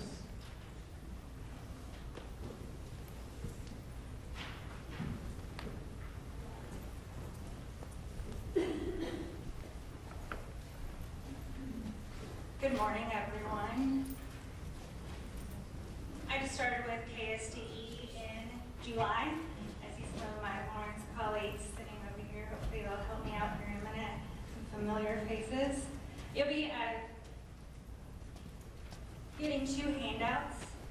And in these 2 handouts, since my time with KSDE in July, I've had a couple of you all asked me to come out and do science trainings or science PD, and I have taken on doing all of those myself. I know that we have KSDE science trainers that can come out And the reason that I wanted to do this is that my predecessor, Matt Crable, he did a great job of getting our standards here and kind of telling us the meat and potatoes of what they actually are and the power that these standards hold. And I see my piece of the puzzle in coming in after Matt. We adopted these in 2013. And so what I feel my job is, in my piece of the puzzle of where we're at, is to kind of really help us implement those. So in going across the state, I've been to parts of Kansas that I didn't know existed. I'm proud to say that in my travels, I probably shouldn't be saying this in front of my supervisors, but I have only received one speeding ticket, so I'm pretty proud of myself. And I did get pulled over a second time, but that second time was because Google Maps stopped working in a certain area of Kansas. And so the police officer realized that I looked like I was lost, because I was, and so he was able to help me out and direct me. So, lesson learned, pay more attention to all of the different speed changes as I am traveling from one part of the state to the other. So, I've been out visiting school districts, I've been out doing PD, and I kind of have a feel of where we're at as far as implementation with our standards. I often don't like to talk about them as standards, and here's this criteria that we're working on. And so, and you all coming here today, I know that you are tasked with going back to your school districts and giving the message of science, what we're doing in science. And so I wanted to leave you with 2 tools before you leave here. And so that's what those 2 documents are. They are tools to help you go back and to kind of give the message of where we are with our standards and the shifts that we still need to make. And so one of the tools that you have there is the document that has Kansas Curricular Standards in Science up at the top. In that right-hand corner, there is a shortened Google link there. If you type that in, I try to make it as short as possible with using a link editor. Then you'll have the digital format of that document, and that tool kit is there for you with all those links that you'll be able to take back to your school districts. So I really catered this toolkit for you as curriculum leaders to be able to go back and be able to spread that message. I know some of you are not science specific, and so I wanted to make sure that the tools that I give you are very easy to read, easy to use, and because maybe some of you are not science specific, there's a particular activity that we'll do here in a moment that really will send home that message of where we are with our implementation of these standards and the power that they hold for our students. So I did a survey on our listserv for science teachers, and the 3 things that came up of needs from our educators are that they needed help assessing quality resources. And so I also noticed on the curriculum leaders listserv that those are questions that come up as well. So I look at the listserv and I make sure that I am providing needs to your school district to be able to move along science education. And so with that first need, assessing quality resources, I emailed out about a screening tool on the curriculum leaders listserv. So I'm just going to go into a tiny bit of depth about that screening tool. Most of you were using the equip rubric to review science curricular resources. This new tool that has come out, I really, really like it. And my predecessor, Matt Crable, with Achieve, actually created this resource. I was really excited about that he kind of knows a little bit about what we're dealing with and how to review and what the resources that we'll need. And so, along with assessing resources, teachers also asked for ways to develop performance tasks or assessments in their class. So what does it look like with these newer shifts for science? And the last thing they asked us is we need curricular resources. So what is out there that will help us out and aligning those curricular resources? So my KSDE colleagues that are with me as well, I need your help. So I hope that you're looking at these 2 documents with me because I really want to spread that message about where we are with our science standards and what we're wanting to move towards. So on that toolkit that I gave you, and that you have the link to the Google Doc that has all those light links there, that screener tool is that new piece of the puzzle. And so I have laid it out here because I got a lot of questions on. I'm already using the equip. Now there's a new tool. What do I do with this? It doesn't make any sense.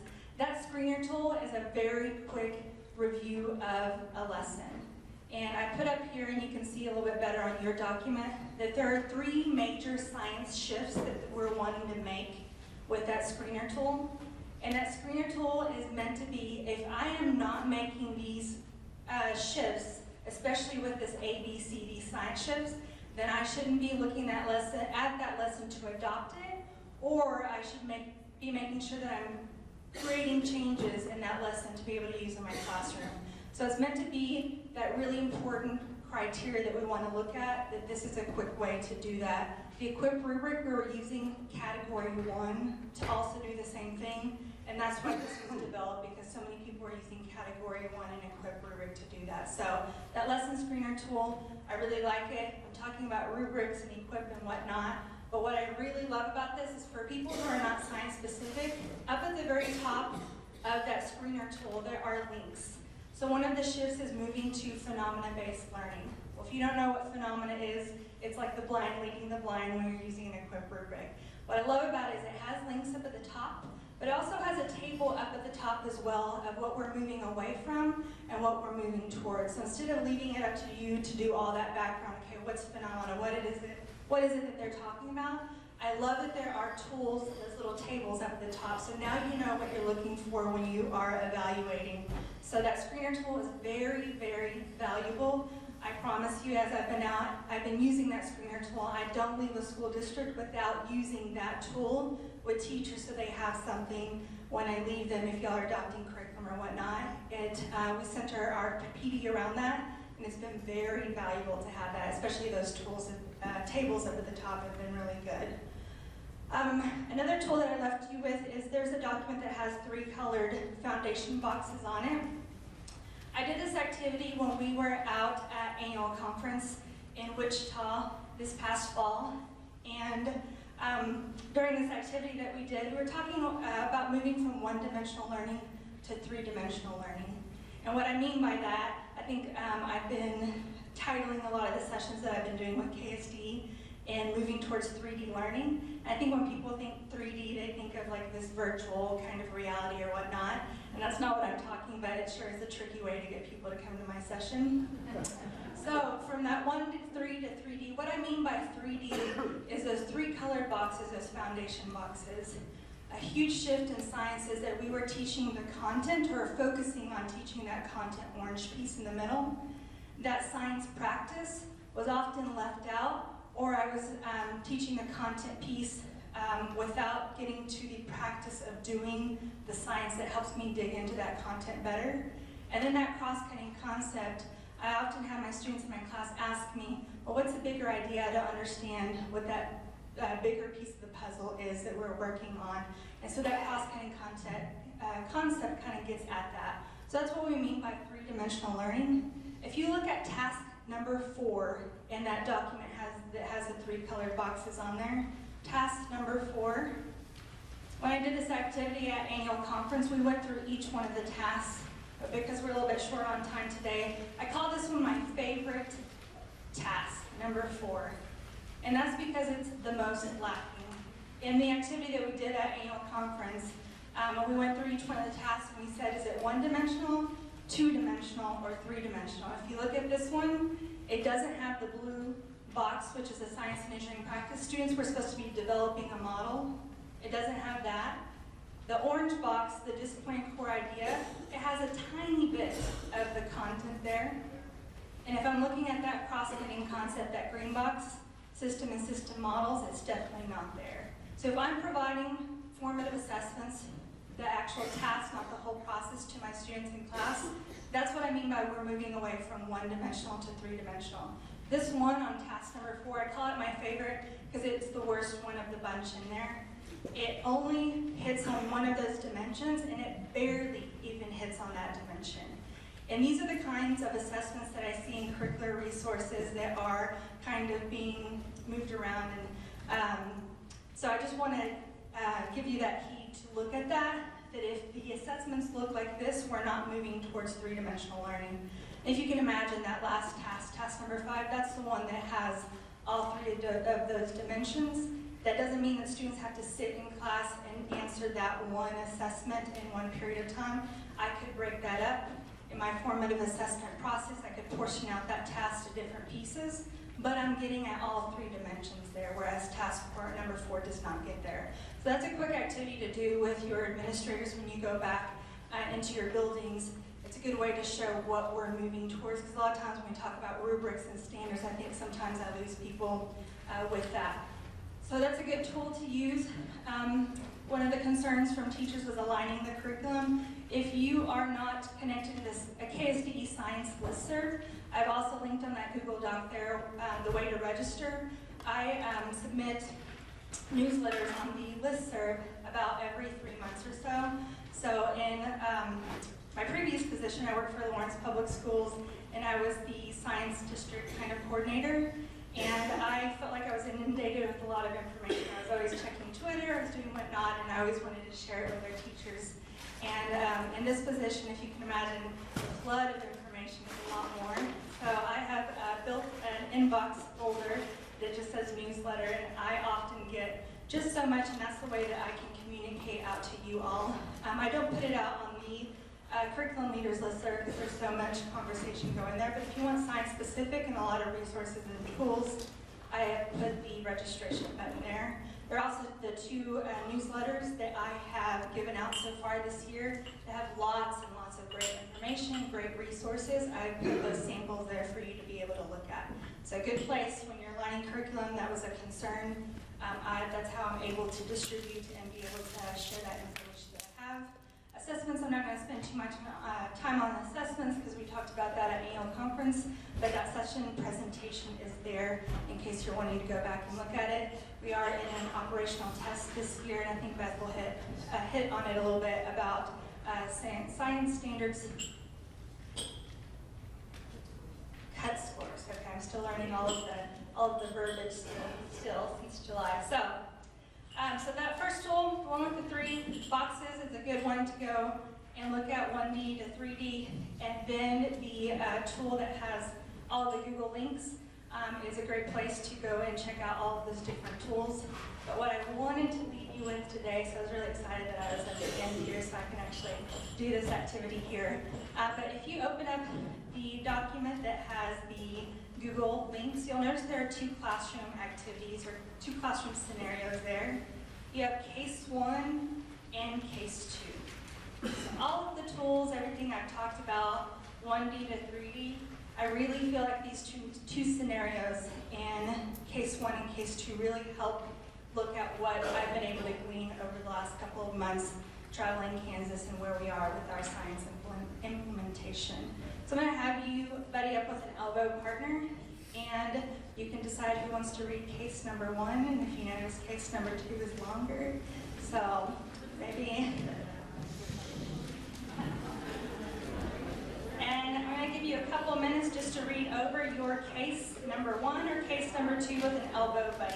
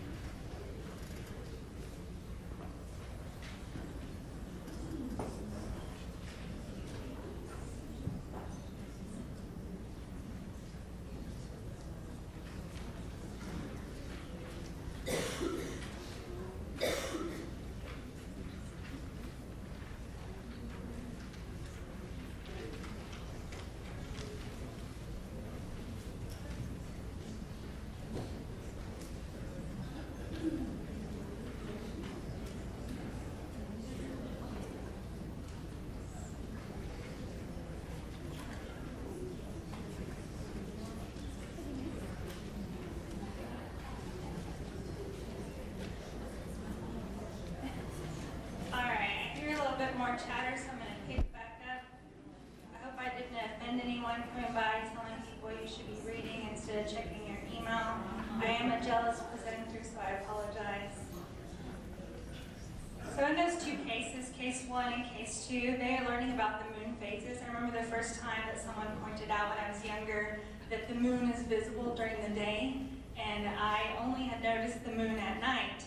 And I remember the first time someone told me that, it kind of shook my world, and I thought, oh my gosh, why is the moon out during the day? And sometimes you can kind of see it. And so that's what they were kind of discovering or looking at in these two different case scenarios.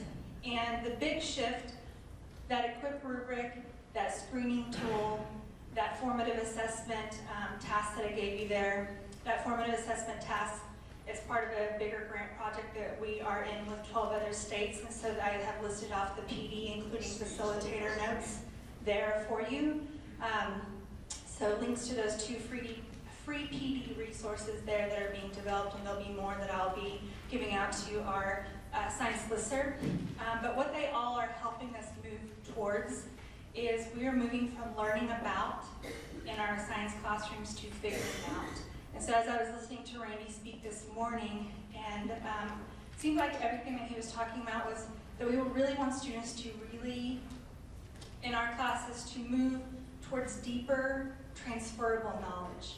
And so if we are having students really make sure that they are able to go to post-secondary learning, if we are wanting students to be successful, it's that really deep transferable knowledge that we can give them in our classrooms. And we can't quite do that in science if we're still learning about as opposed to figuring out. My welder, as he mentioned, the doctor, all those people, they can all benefit from that figuring out as opposed to the learning about.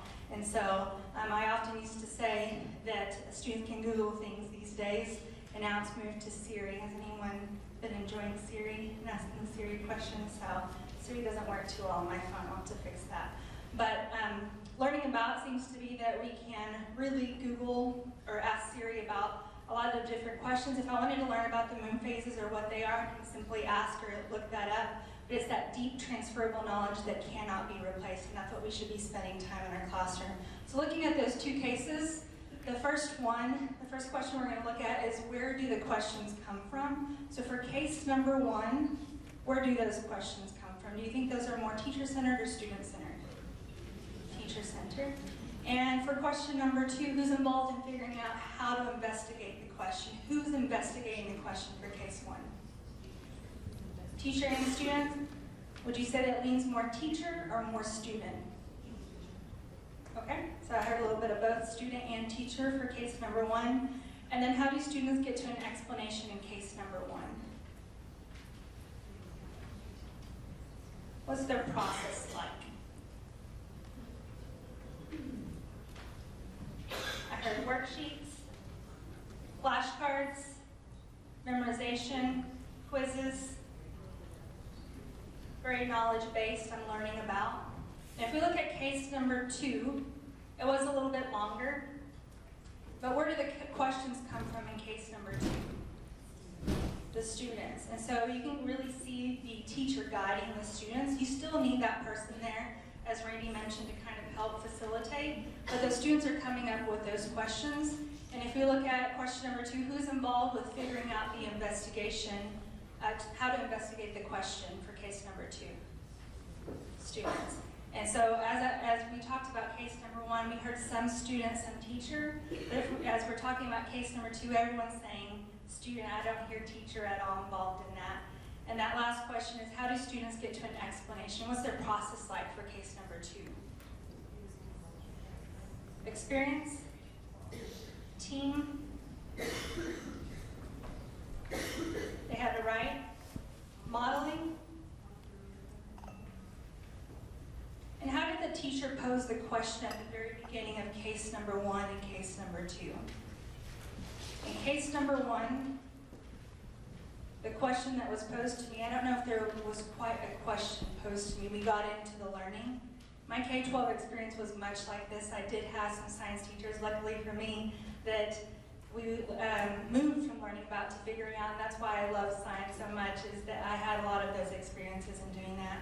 Case number 2 starts off with a phenomenon. So that was one of the things that the screener tool was helping us move towards, is there's some observable natural occurrence that happens, and I'm trying to figure that out.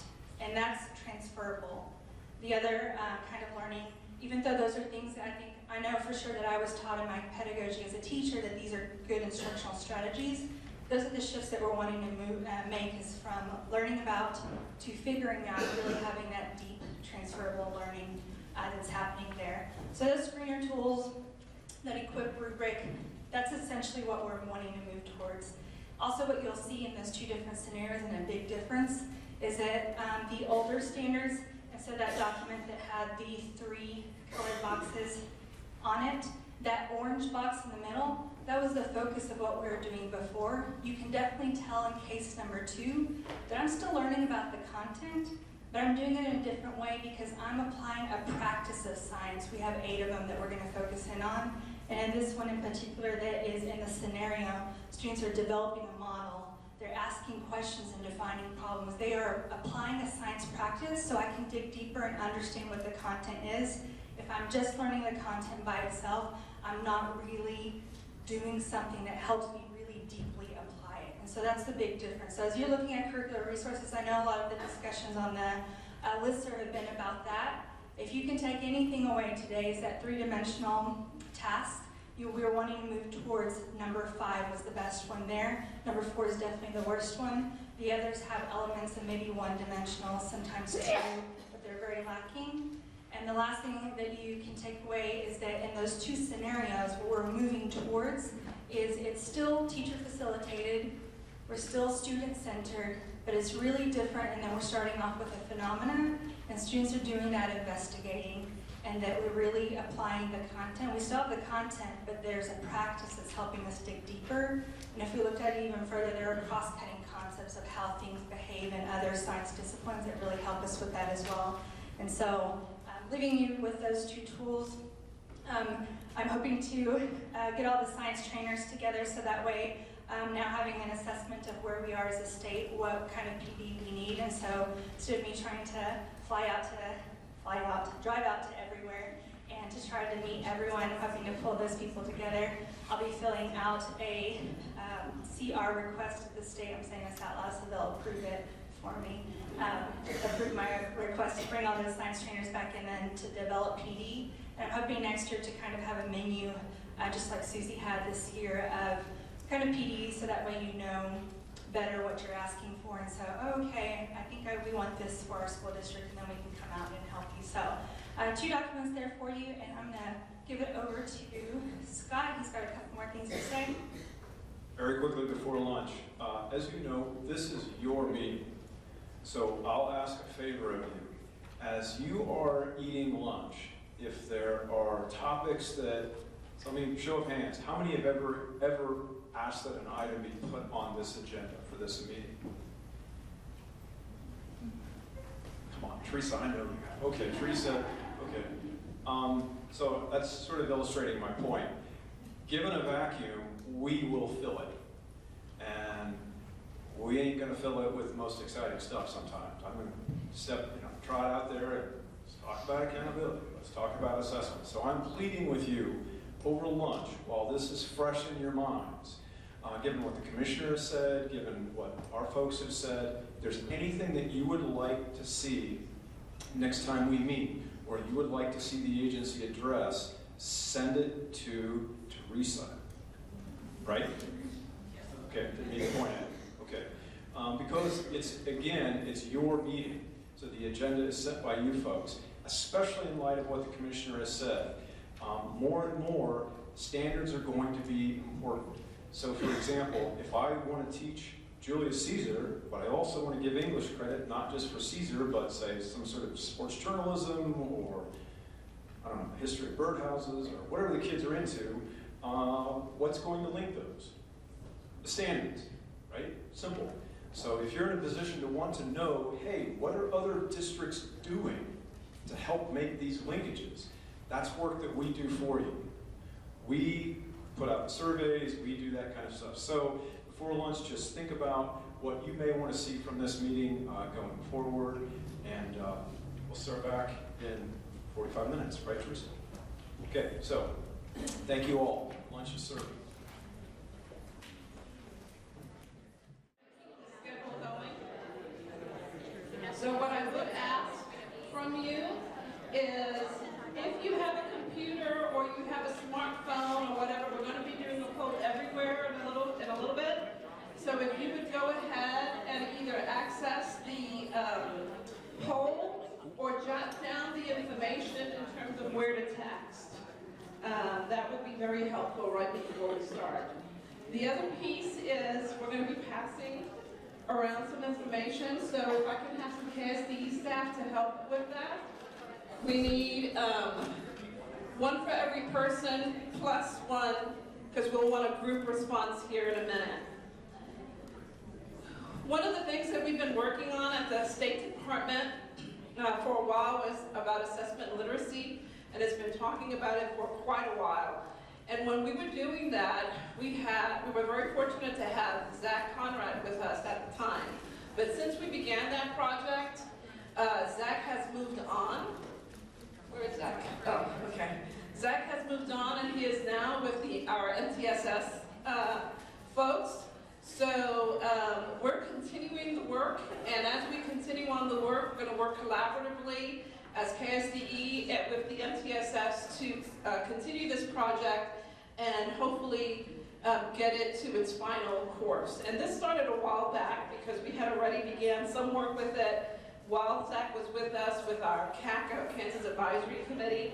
And so this is just a next step as we proceed with that. So I am going to leave Zach with you so that he can explain what we're doing and where we're going. All right, thank you, Jeanette. I appreciate that.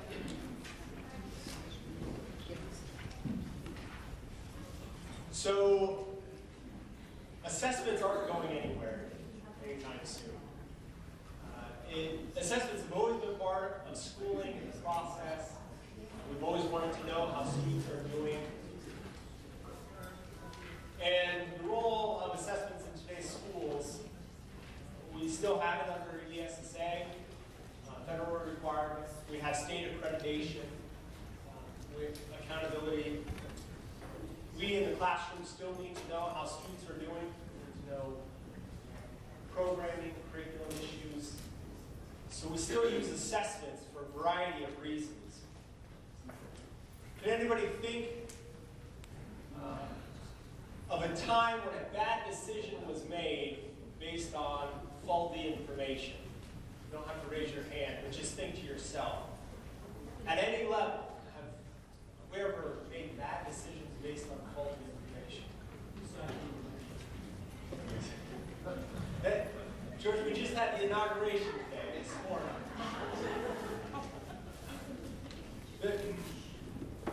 There is the danger of making bad decisions on faulty information. The importance of understanding assessments and the role that they play, how to interpret the data, is very important because the stakes are high when it comes to our students. And so, at the State Department, with MTSS, we do want to focus on building this capacity in the districts, in the classrooms, within your students, to be assessment literate. Here's a pathway that we have selected to help build this capacity. We want to do this through a backwards design. So we want to start with the standards, where we want to go. And then we want to move to how will we know when we get there, or the assessment. And then we want to build out more of the training aspects of it. So how can we get you there? And so currently we have, I've done some literature review. I've worked with, there was 1990 standards that came out of NCME, the National Council on Measurement and Education, that was really geared towards teachers. In addition to that, the Center for Assessment has been working on building out some standards. Michigan actually has an assessment consortium that has standards. The Colorado Department of Education has done some work in this area as well. And of course, we've done a lot of work at the State Department here in Kansas. We have a repository of videos on assessment literacy that can be found at that link that many states cite when they build out their standards. So we have done a lot of work here. What you're looking at, there's a sheet of paper that was handed out. I've kind of broken down, with the help of some colleagues, the different content areas and standards within those areas. So I have testing literacy, measurement literacy, and data literacy. And then within each of those, I have some statements of what they should be able to do and some of the skills that they should have.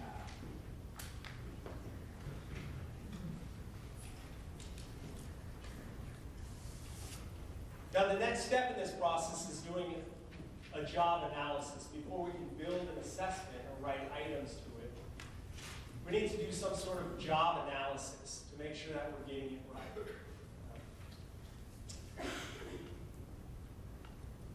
Now, the NCAT standards, standard number 8, works for pre-service teachers who are going through their education program. That talks about assessment literacy, and they have to complete a portfolio at the end demonstrating that they have this knowledge. But it's also an opportunity for them to glean some insights on what they might be missing, gaps in their knowledge. But when we transfer it over to now in-service teachers, we need to have some sort of way to support and help them. And as they move through their career and become administrators and work at district offices, we need to make sure that they continue with this professional development. So although we're building this out, we want an assessment associated with it, we want to work towards a micro-credentialing here, it's still a formative process like all your other professional development opportunities. It's an opportunity to fill in those gaps of knowledge. And so what I'm going to be asking you guys to do today is on your sheet, you have those different domains, and you have the different standards. And across there, I want you to put an X.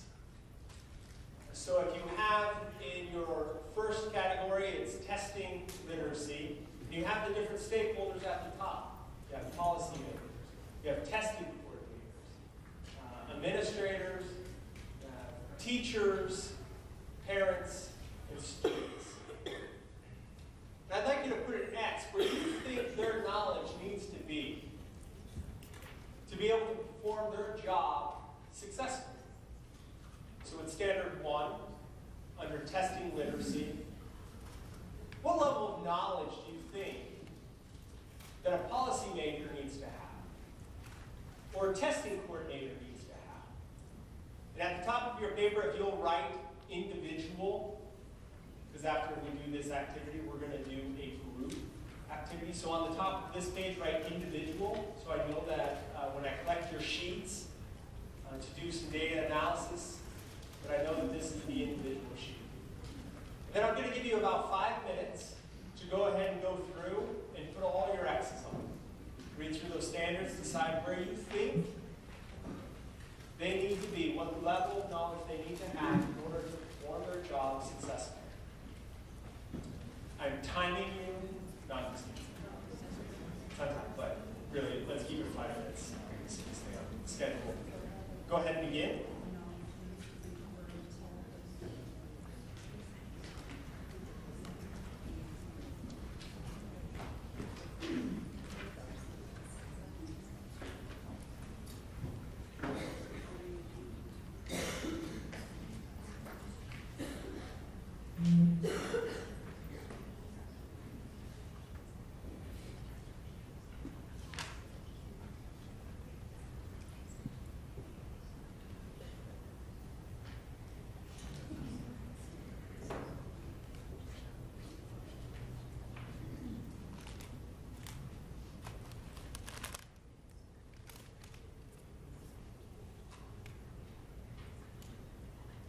If there are any questions, please just raise your hand and I'll combine and help clarify.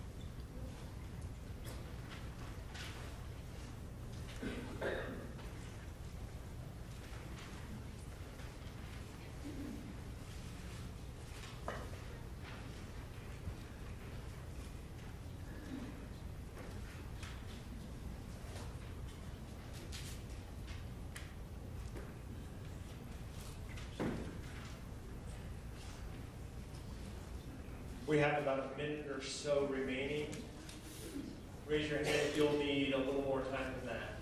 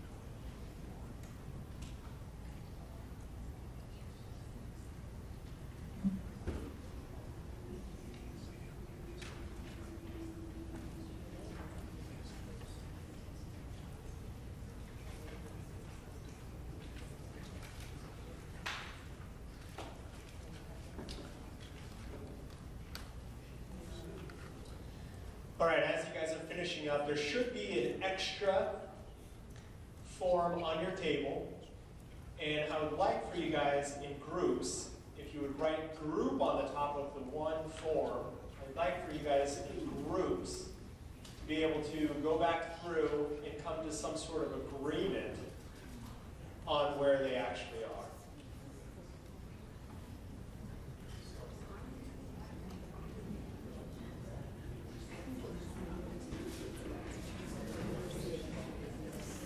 If you need an extra one, please raise your hand.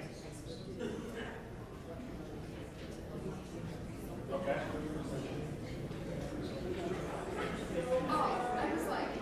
On the group one, if you would just agree, come to an agreement on teachers. Just focus on teachers. Just come to an agreement at your table on teachers. Don't do everybody. Raise your hand again if you need an extra one for your group.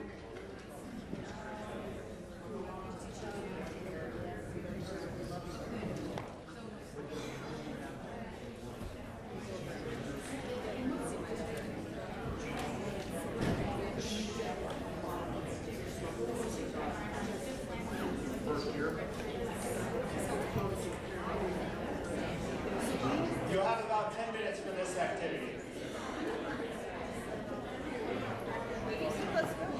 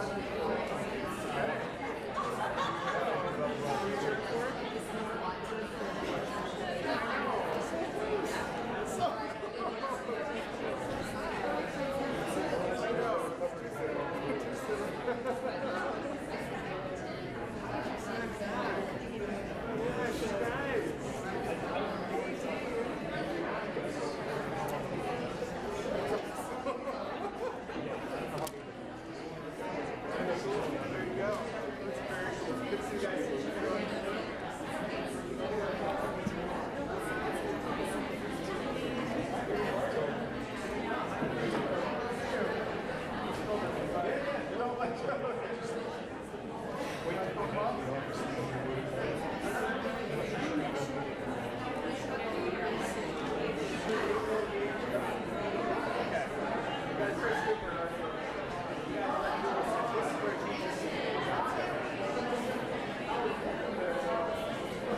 okay. I'm hoping that I can do it up and get rid of some of the error.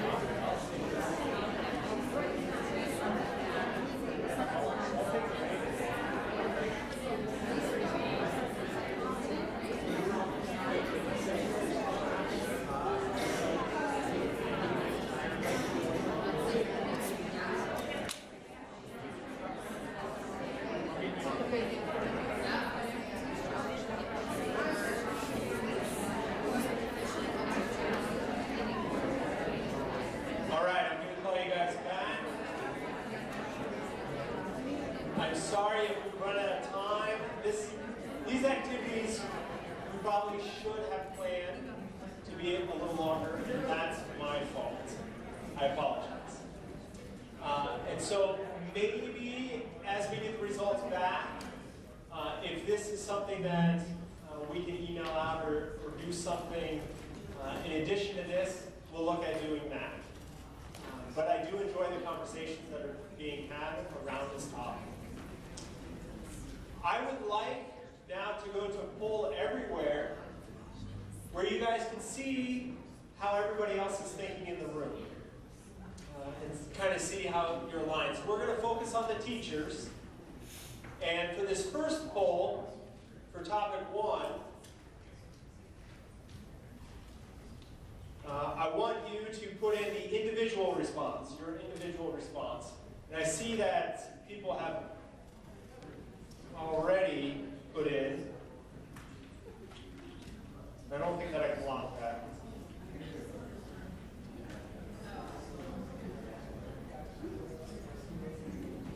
Okay, so this is testing literacy. You'll see it's the first one where it says understand. And we're focused on the teacher.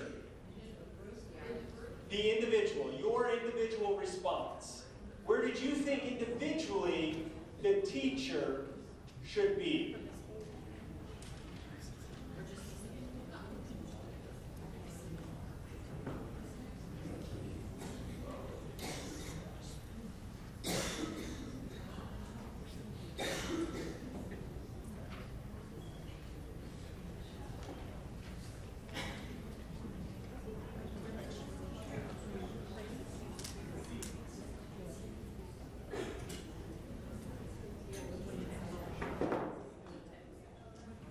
Expert seems to be picking up. I'm just stating what's happening. That wasn't an endorsement, George.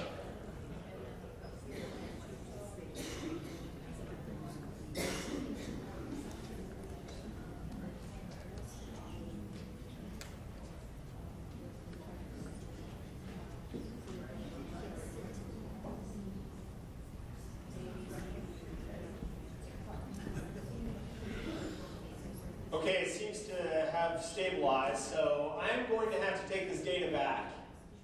I'm then going to have to make some sort of judgment call here on what this looks like. And I have the CAC that is going to help me with that. Thank you, George. Next question, I want you to enter your group, how you guys answered as a group for the teacher. recognize unethical, illegal, and inappropriate assessment methods, uses of assessment information, test preparation strategies. As a group, what did you guys think the teacher's knowledge should be? Just one for your group. So we should have fewer responses here. But just so that you guys can see kind of in the room,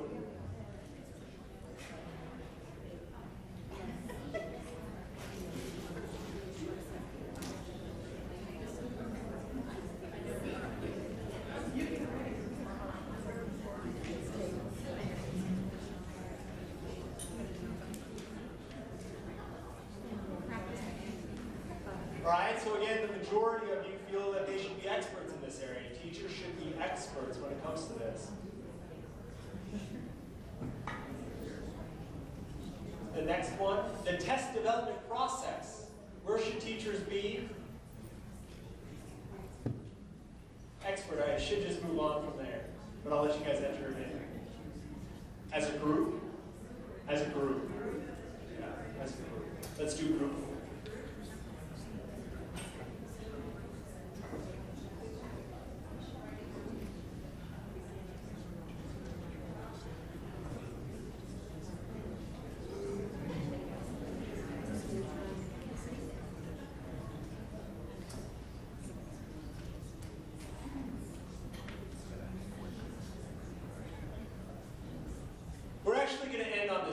Would anybody who said competent be willing to raise their hand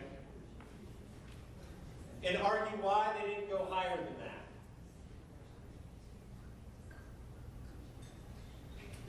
Or an A?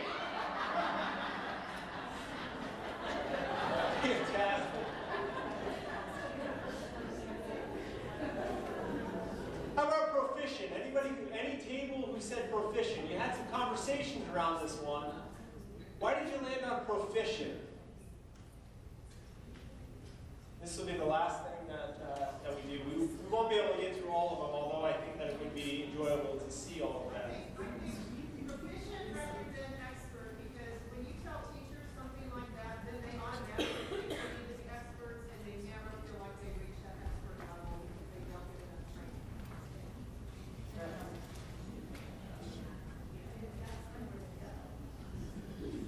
Okay, anybody who said expert, want to enter that dialogue?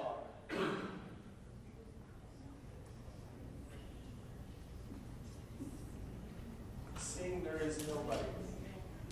You guys had the final word. Proficient. Okay. Well, I will take all of these things into consideration. Hopefully we find another opportunity that we can engage you guys.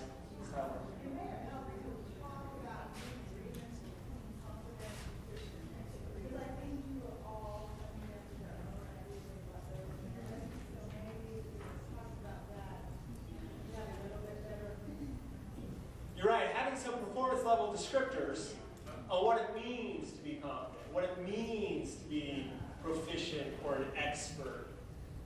And I was relying on your expertise at this point in time.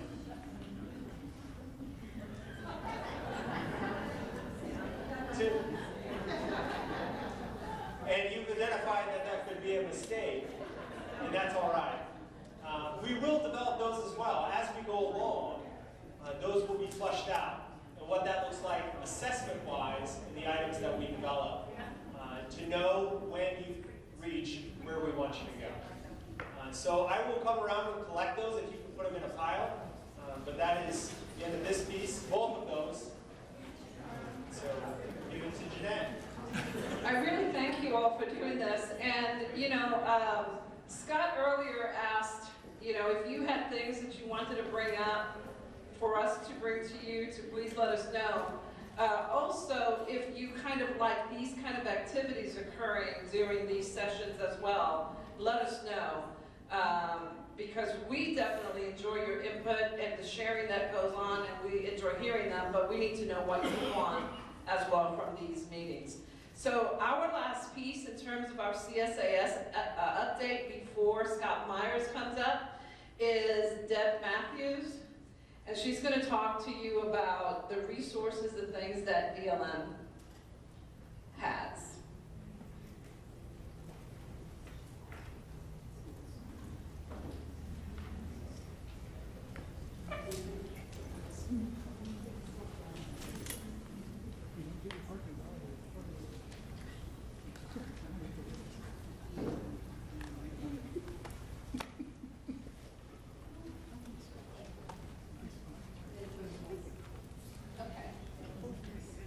So I'm going to share some instructional resources for you.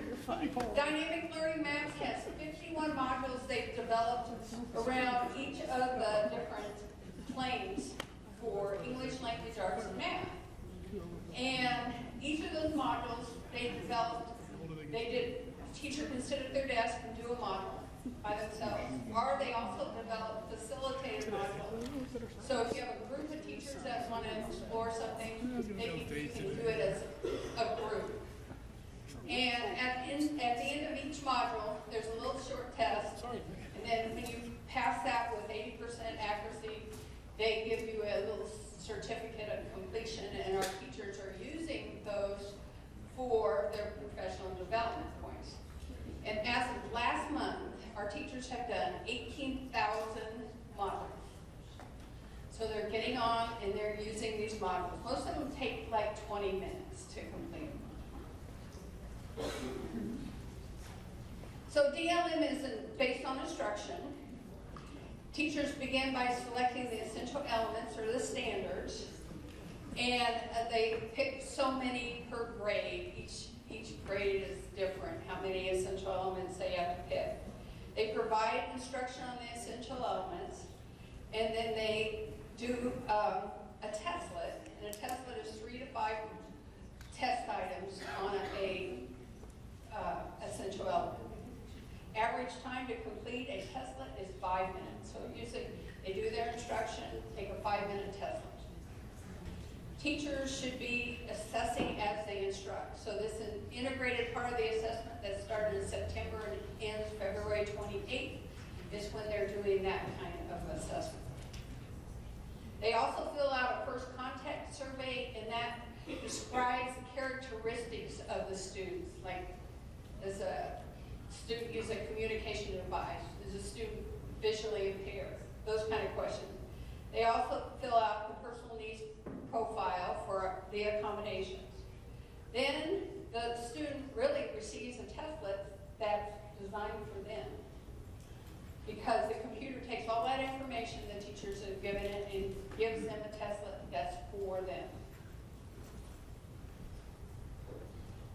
We've also had some Adobe Connect meetings and some tasking. People have helped me produce those. We started in the fall. All the Adobe Connect meetings are posted at KSDE.org. And on the Dynamic Learning Maps webpage. This spring we're doing these.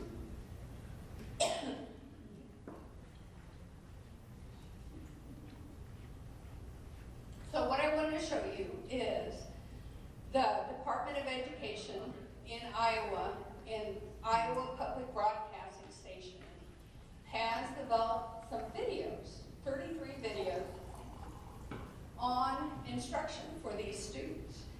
And they did it, and Dr. Karen Erickson also helped them develop these. So if you can, I will show you.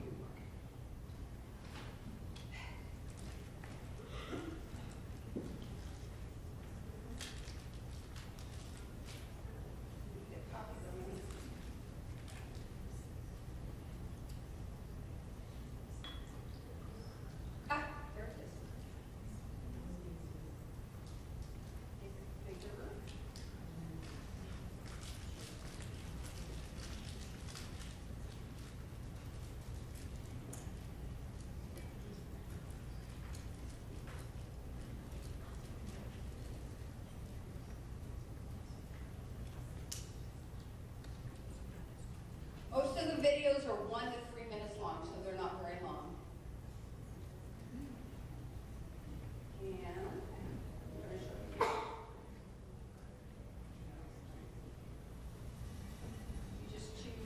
language, reading,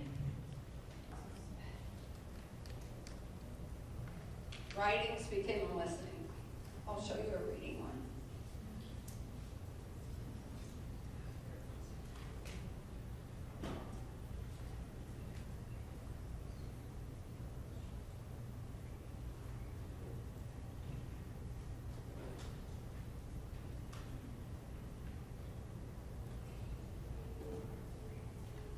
This teacher's working on rhyming words and spelling patterns. All these students have communication devices.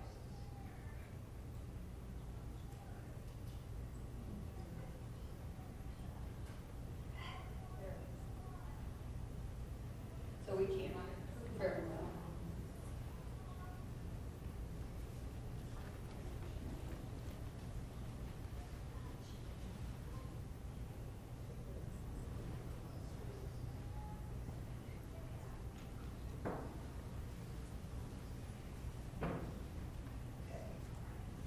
We won't be able to hear it, but they're really well done, and I think your teachers will enjoy looking at them. Give them some ideas on how other teachers are addressing the stanzas.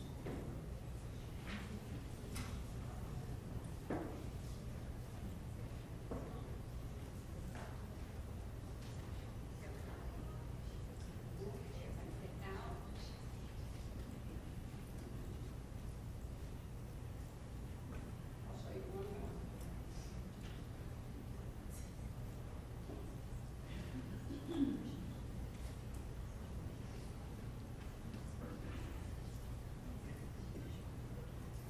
Always fun to use somebody else's computer.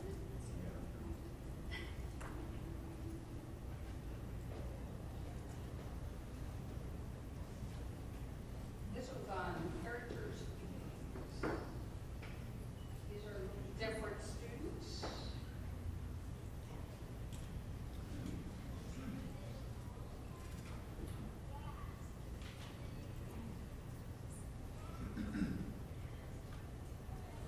So they're talking about the feelings of the characters in this story.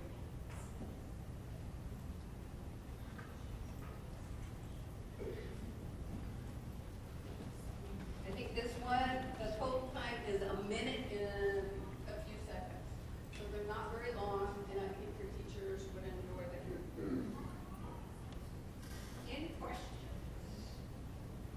I think it's really great. Our teachers have really stepped up to the plate. We've had 2,800 students in DLM so far this year. And I think the number, they've done 18,000 modules. I think that's great. I think they're really stepping up to the plate. Pat them on their backs. They've been working hard. Okay?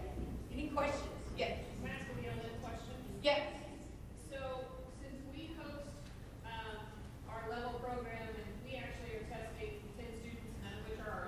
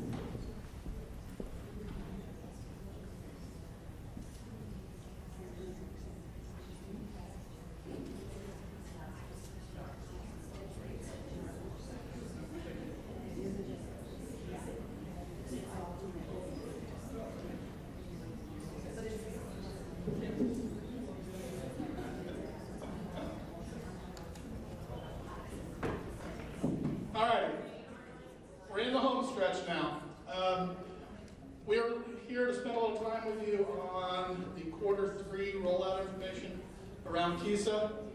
I'm assuming, it's dangerous to assume, but I'm assuming that people in the room are knowledgeable about the approach that we've been taking for the rollout through the 0 year for the launching of the KISA system July 1 of 17. We get a harump from the room.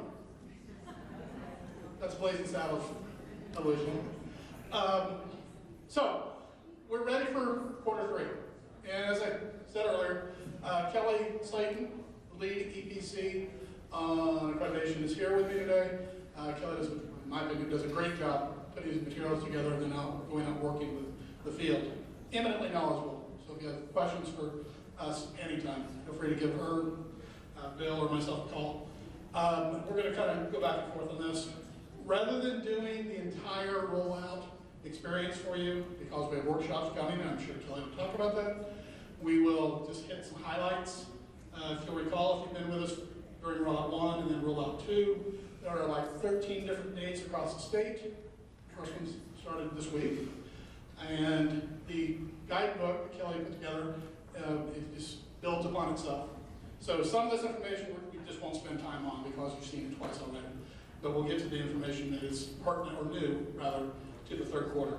So with that, Kelly will start with showing us a little bit on the website, and so that you can take this home today, tomorrow. And you don't have to wait till the trainings. You can get starting quarter 3 right now if you want to. Okay, here we go. The KISA webpage is updated as of today, and just a few days ago, the quarter 3 booklet was actually put onto the page. But then this morning, I actually made a change so that there is an update that's dated today. And it's simply the addition of a page, which I'll mention when we get to it, and then a few corrections of a couple of typos that were pointed out to me. So that's new on the page.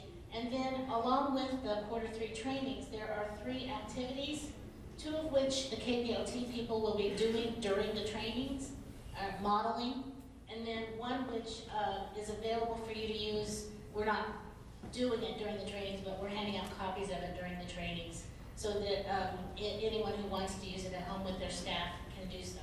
So those are the new items on the KISA webpage. Activity 2 has some links to some graphics in it, and I just wanted to point out that those graphics are also farther down on the page under process, year 1 visual, year 2 visual, and so forth. Those are the items that are linked in activity 2.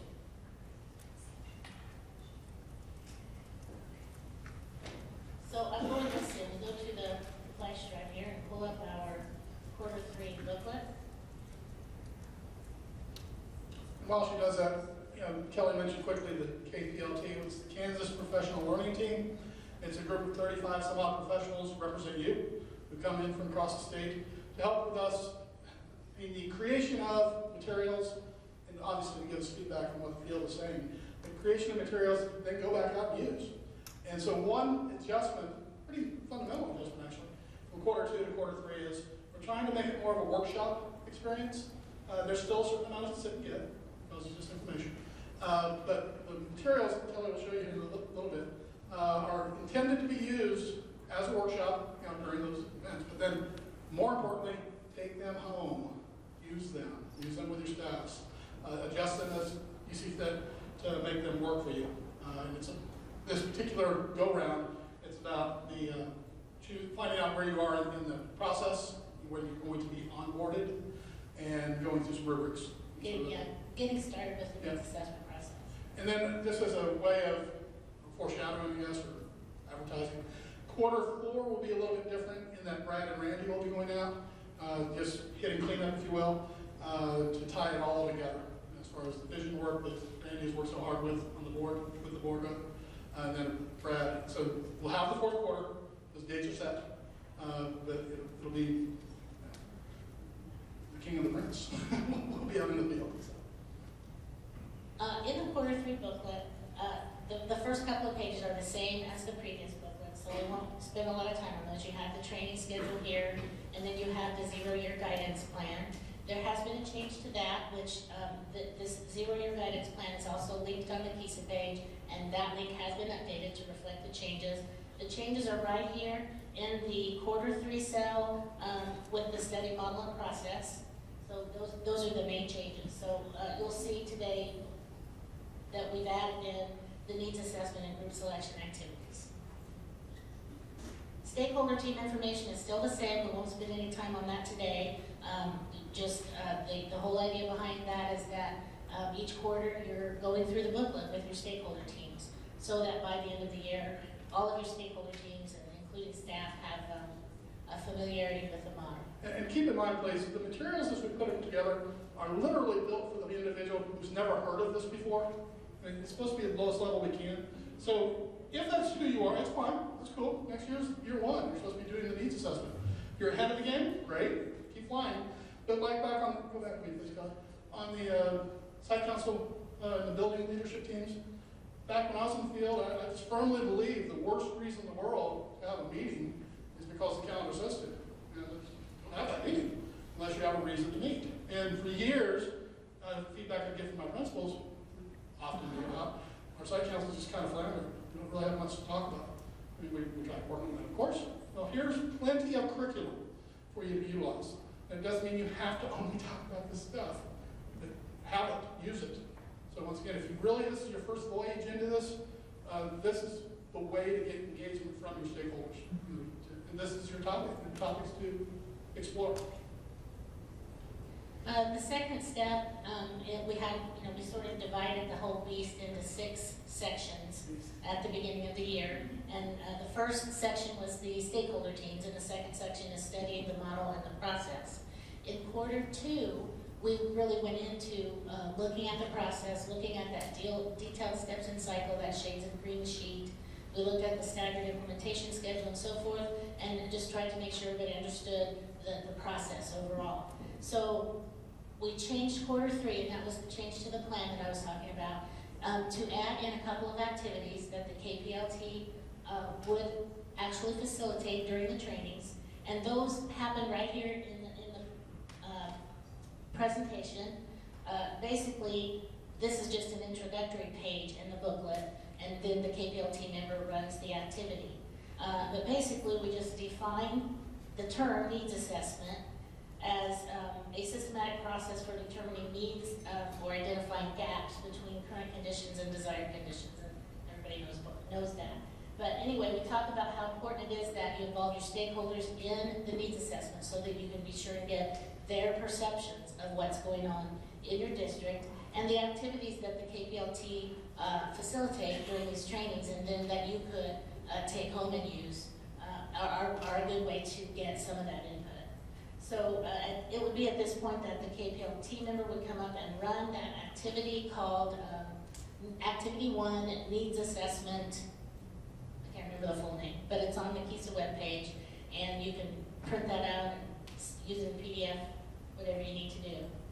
And then finishing up with that activity, we go into Activity 2, and we review the staggered implementation timeline, and hopefully everybody sort of understands how we're trying to stagger the districts into the KISA process so that not everybody is getting their final OVT visit in the same year a few years from now. Because we do have people at KSDE who work on accreditation, but we don't have that many people at KSDE that work on accreditation. So hopefully we can get something of a stagger going within the first couple of years. So this page is a repeat from Q2. And then we go into the second activity, which is KISA implementation, where do we fit? And basically the idea is that if you haven't done a formal comprehensive needs assessment, that probably then is where you would need to start when KISA begins next year. It's not a given though, but that's just a general statement. Okay, two things to say. One, we happen to have 2 activities here for you. I think they're good activities. People worked hard at putting them together. Through the lens of working with staffs, working with stakeholders, okay? This should not just be a one-way highway. If you've been doing something at home that has just really been dynamite, please share it with us, and we will share it with the world. My wife happens to be an elementary librarian, and I know their district has been digging into this quarterly, looking at the different rubrics, and she's been really pleased, as a teacher, very pleased about the approach that they've taken. And so if you have struck gold in helping bring people along, please send it to us. We would love to be able to share it. This is a community for us. So please make sure that we are in that loop.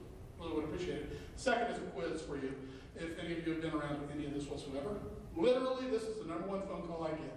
Scott, when will you tell us what year we're in KESA? All right.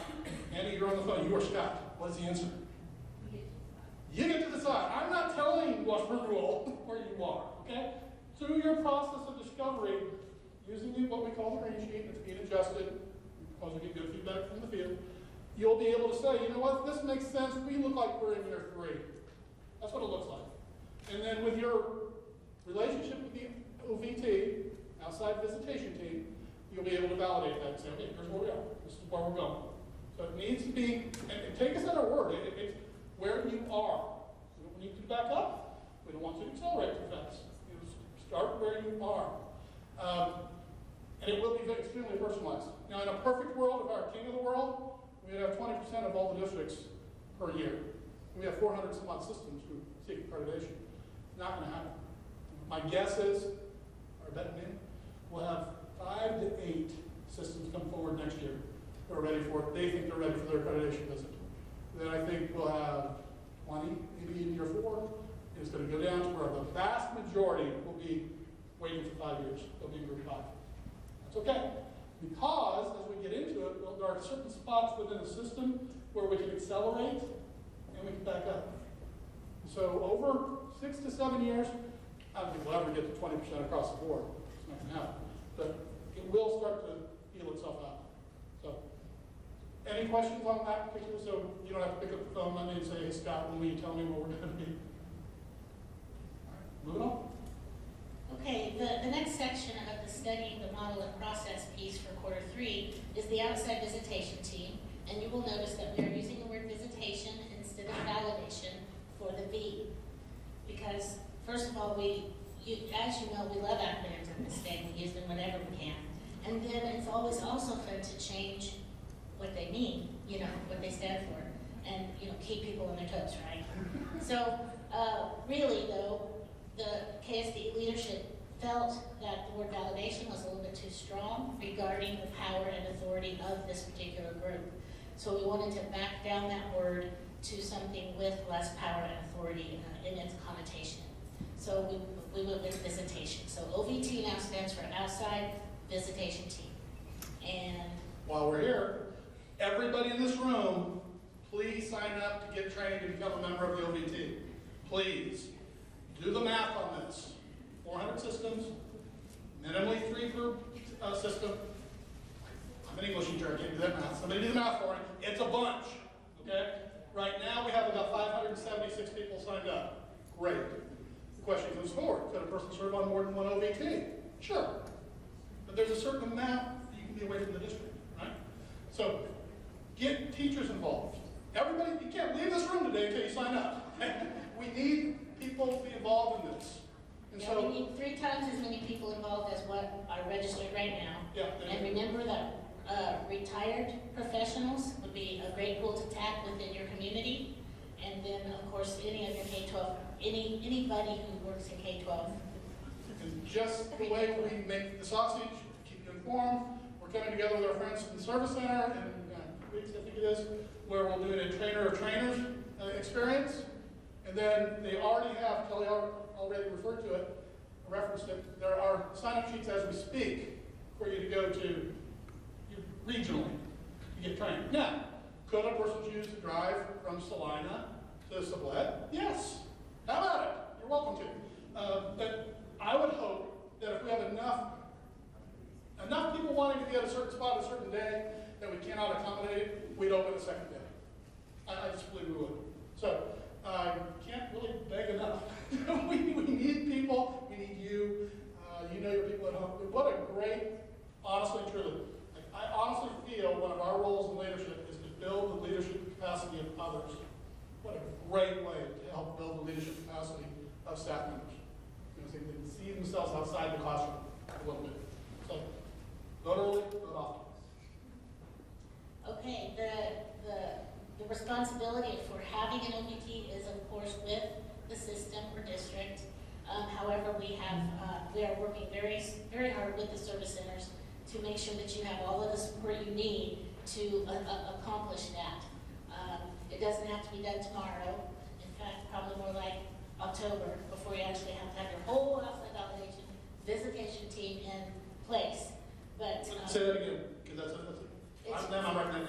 yeah, it's I mean, I'm just estimating. This is just me saying. I'm thinking probably, you know, October would be a good time to say, you know, you really should have your OVT pretty well nailed down by that time.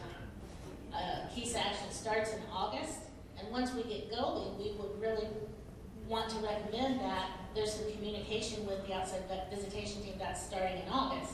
But for this first go round, you know, we're in the process of beginning to train. We're getting ready to open up some training for OVT people, and then once they're trained, their names will be put on a list that you will be able to access from the KESA page. That list will say who they are, how to contact them, what their areas of expertise are, and what areas of the state they're willing to serve in. And from that, you will be able to pick and choose people for your OVT. Somebody asked me yesterday out or the day before yesterday out in Blunt, they said, well, what if we have certain people we already know that we want to be on our team? And I just said, well, you have them register so that they will get the information about the OVT trainings. And then once their name's on the list, pick them. I mean, that's what it is to that. So. Now, one other piece, I don't know if we have a slide up here on this or not, and honestly, people in this room should be interested in this. We need OVT chairs as well. We are centralizing the OVT chair trainings. And because it's not only knowing the system, the process, but it's also the leadership with the OVT members and, you know, with the creating those relationships with the LEAs. Say it often. I believe in the system. I think it's the right approach. The only way it will work is if we get it into the DNA of our communities, into our systems. Because in the next 5 years, people in this room will no longer be in our profession. I'm old enough. I can go. I know it's hard to believe, but I can retire a year from now, you know, by 85 points, right? So in the next 5 years, we will have changeover. So we need to have the OVT chairs not only understand the process, but driving home that point continually in XYZ district, that this is not just about the leadership team. It's about the greater educational community at home. So we don't have the training dates for that set. They will be coming out. So if you're an individual who says, you know what, I think I can be a chair. My career has taken me where I can be a chair. Sign up for the initial training first, and then we'll have some sort of, you'll be able to say to me, raise your hand and say, I also want to be a chair. And then we'll move to that next level. And I believe that's in the registration process too. There's a question there where you can indicate you're interested in being a chair. One more thing on this particular page that's important is that everybody understands that the other supports for having an OVT besides your service centers would be if you have an affiliation with certain organizations that are either part of KSDE or have been approved by KSDE, such as the Kansas Learning Network. They sort of, if you're a KLM district, then you kind of have an OVT built in already. If you choose to use it. And you can choose to say, hey, you know, I really want my OVT to be completely independent, so I'm going to go to the statewide pool and get one that way. Or you can just use whoever KLN gets together for you. Same with Kansas MTSS. Advanced Ed also provides an OVT, and it usually is made up of independent people and professionals from around the state. So that kind of works the same way anyway. And then, of course, your service centers are going to assist you with that process, and they're going to be the ones that deliver the training. Okay, moving on. Next, I want to go back to that one. Back to the previous. Yeah, I know we shared this, but I'll share it again. The perfect, if you will, OVT is made up of members, like this is the district where people are coming in, the OVT is coming to visit. A perfect system is represented from this district, and that district, and maybe that district coming here. A wrong way is the entire OVT comes from here to there. We don't want that, because you're not getting the different frames, you're not getting the different systems, and then on the back side, really, truly, the reason I would want my principal to be involved in this, my staff members, is I want them to go there and get the great ideas and bring them home. There's all sorts of great ways of doing this. So, but also, we're educators. If it's in print, it means that's a rule. No. So there's flexibility in this, okay? This one happens to say teachers, this one happens to say building leaders, that one happens to say superintendents. So a person can leave here and say, so you're saying, Scott, I have to have a teacher, a building principal? No, these are just purely suggestions. Yes, the philosophy is that the OVT should have a mixture of people, a diversity, so to speak, of types of positions, of experience, types of expertise, and certainly representation of various systems rather than just one neighboring district. We'll move on here because of time constraints. Okay, and this might be what we cover in depth today. Last piece. The ARC, the Accreditation Review Council. Honestly, raise your hand if you've heard of this. Okay, not everybody. Okay.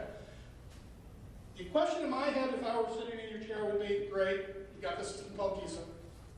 I understand, you got a thing called the OVT.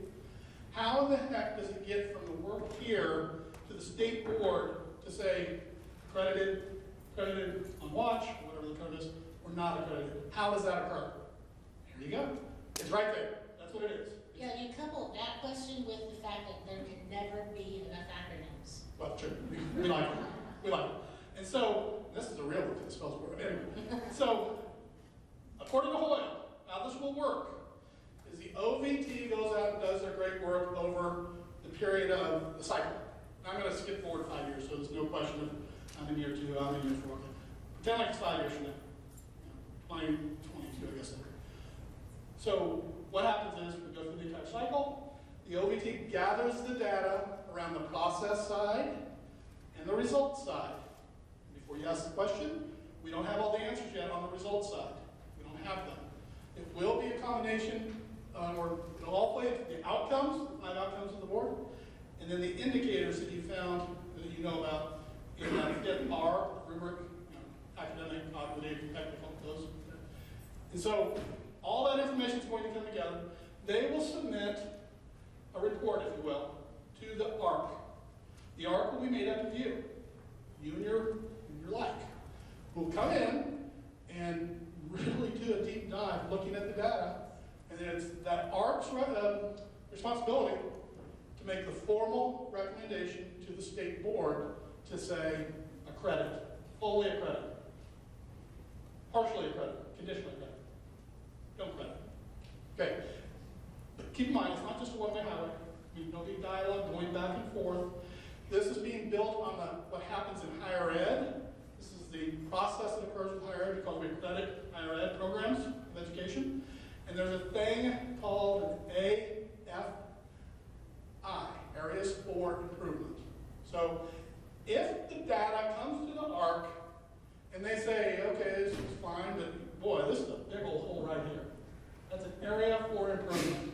Depending on the severity of the situation, they may kick it back to the district and say, we're going to tell us something about this in 8 months, or tell us more. Are you sure you want to go to the state board at this point?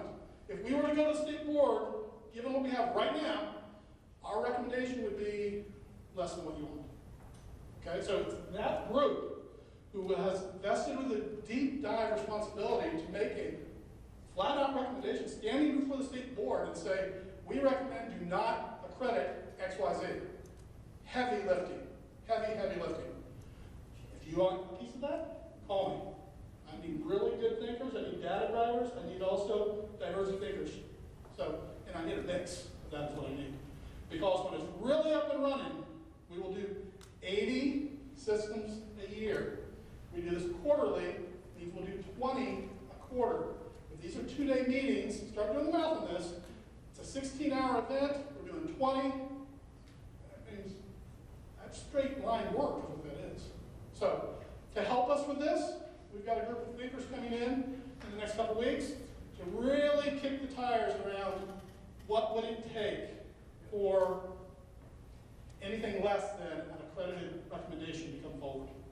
And as soon as we have that all fleshed out, it will get out to you. I mean, that's huge information, obviously. but it will be somehow a combination between process and results. So the ARC, when you start hearing about that a little bit more than today, that's a big deal. This is all a big deal. This is where the recommendation to the state board goes. So it's not Scott Myers sitting in my chair saying no to that one. No. It's a group coming together looking at that. Questions about the ARC?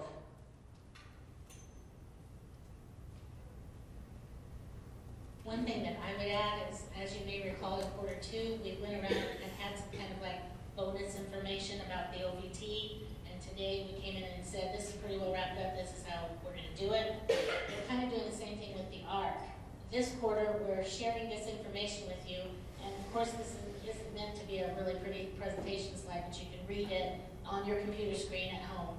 And so these are just some of the thoughts we have. We're gathering thoughts in sessions like this from you all, and then we'll come back in quarter four with, here's what we come up with, this is kind of what we're planning on doing.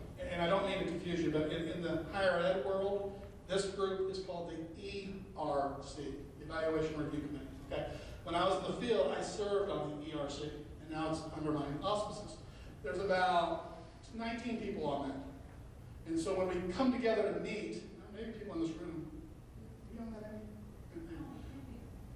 yeah, divide up and do subcommittees, who they talk about, and then come back for it to form the recommendation. So ultimately, to cover the load of this, I'm probably going to be looking for 23 to 25 people who want to serve on the ARC.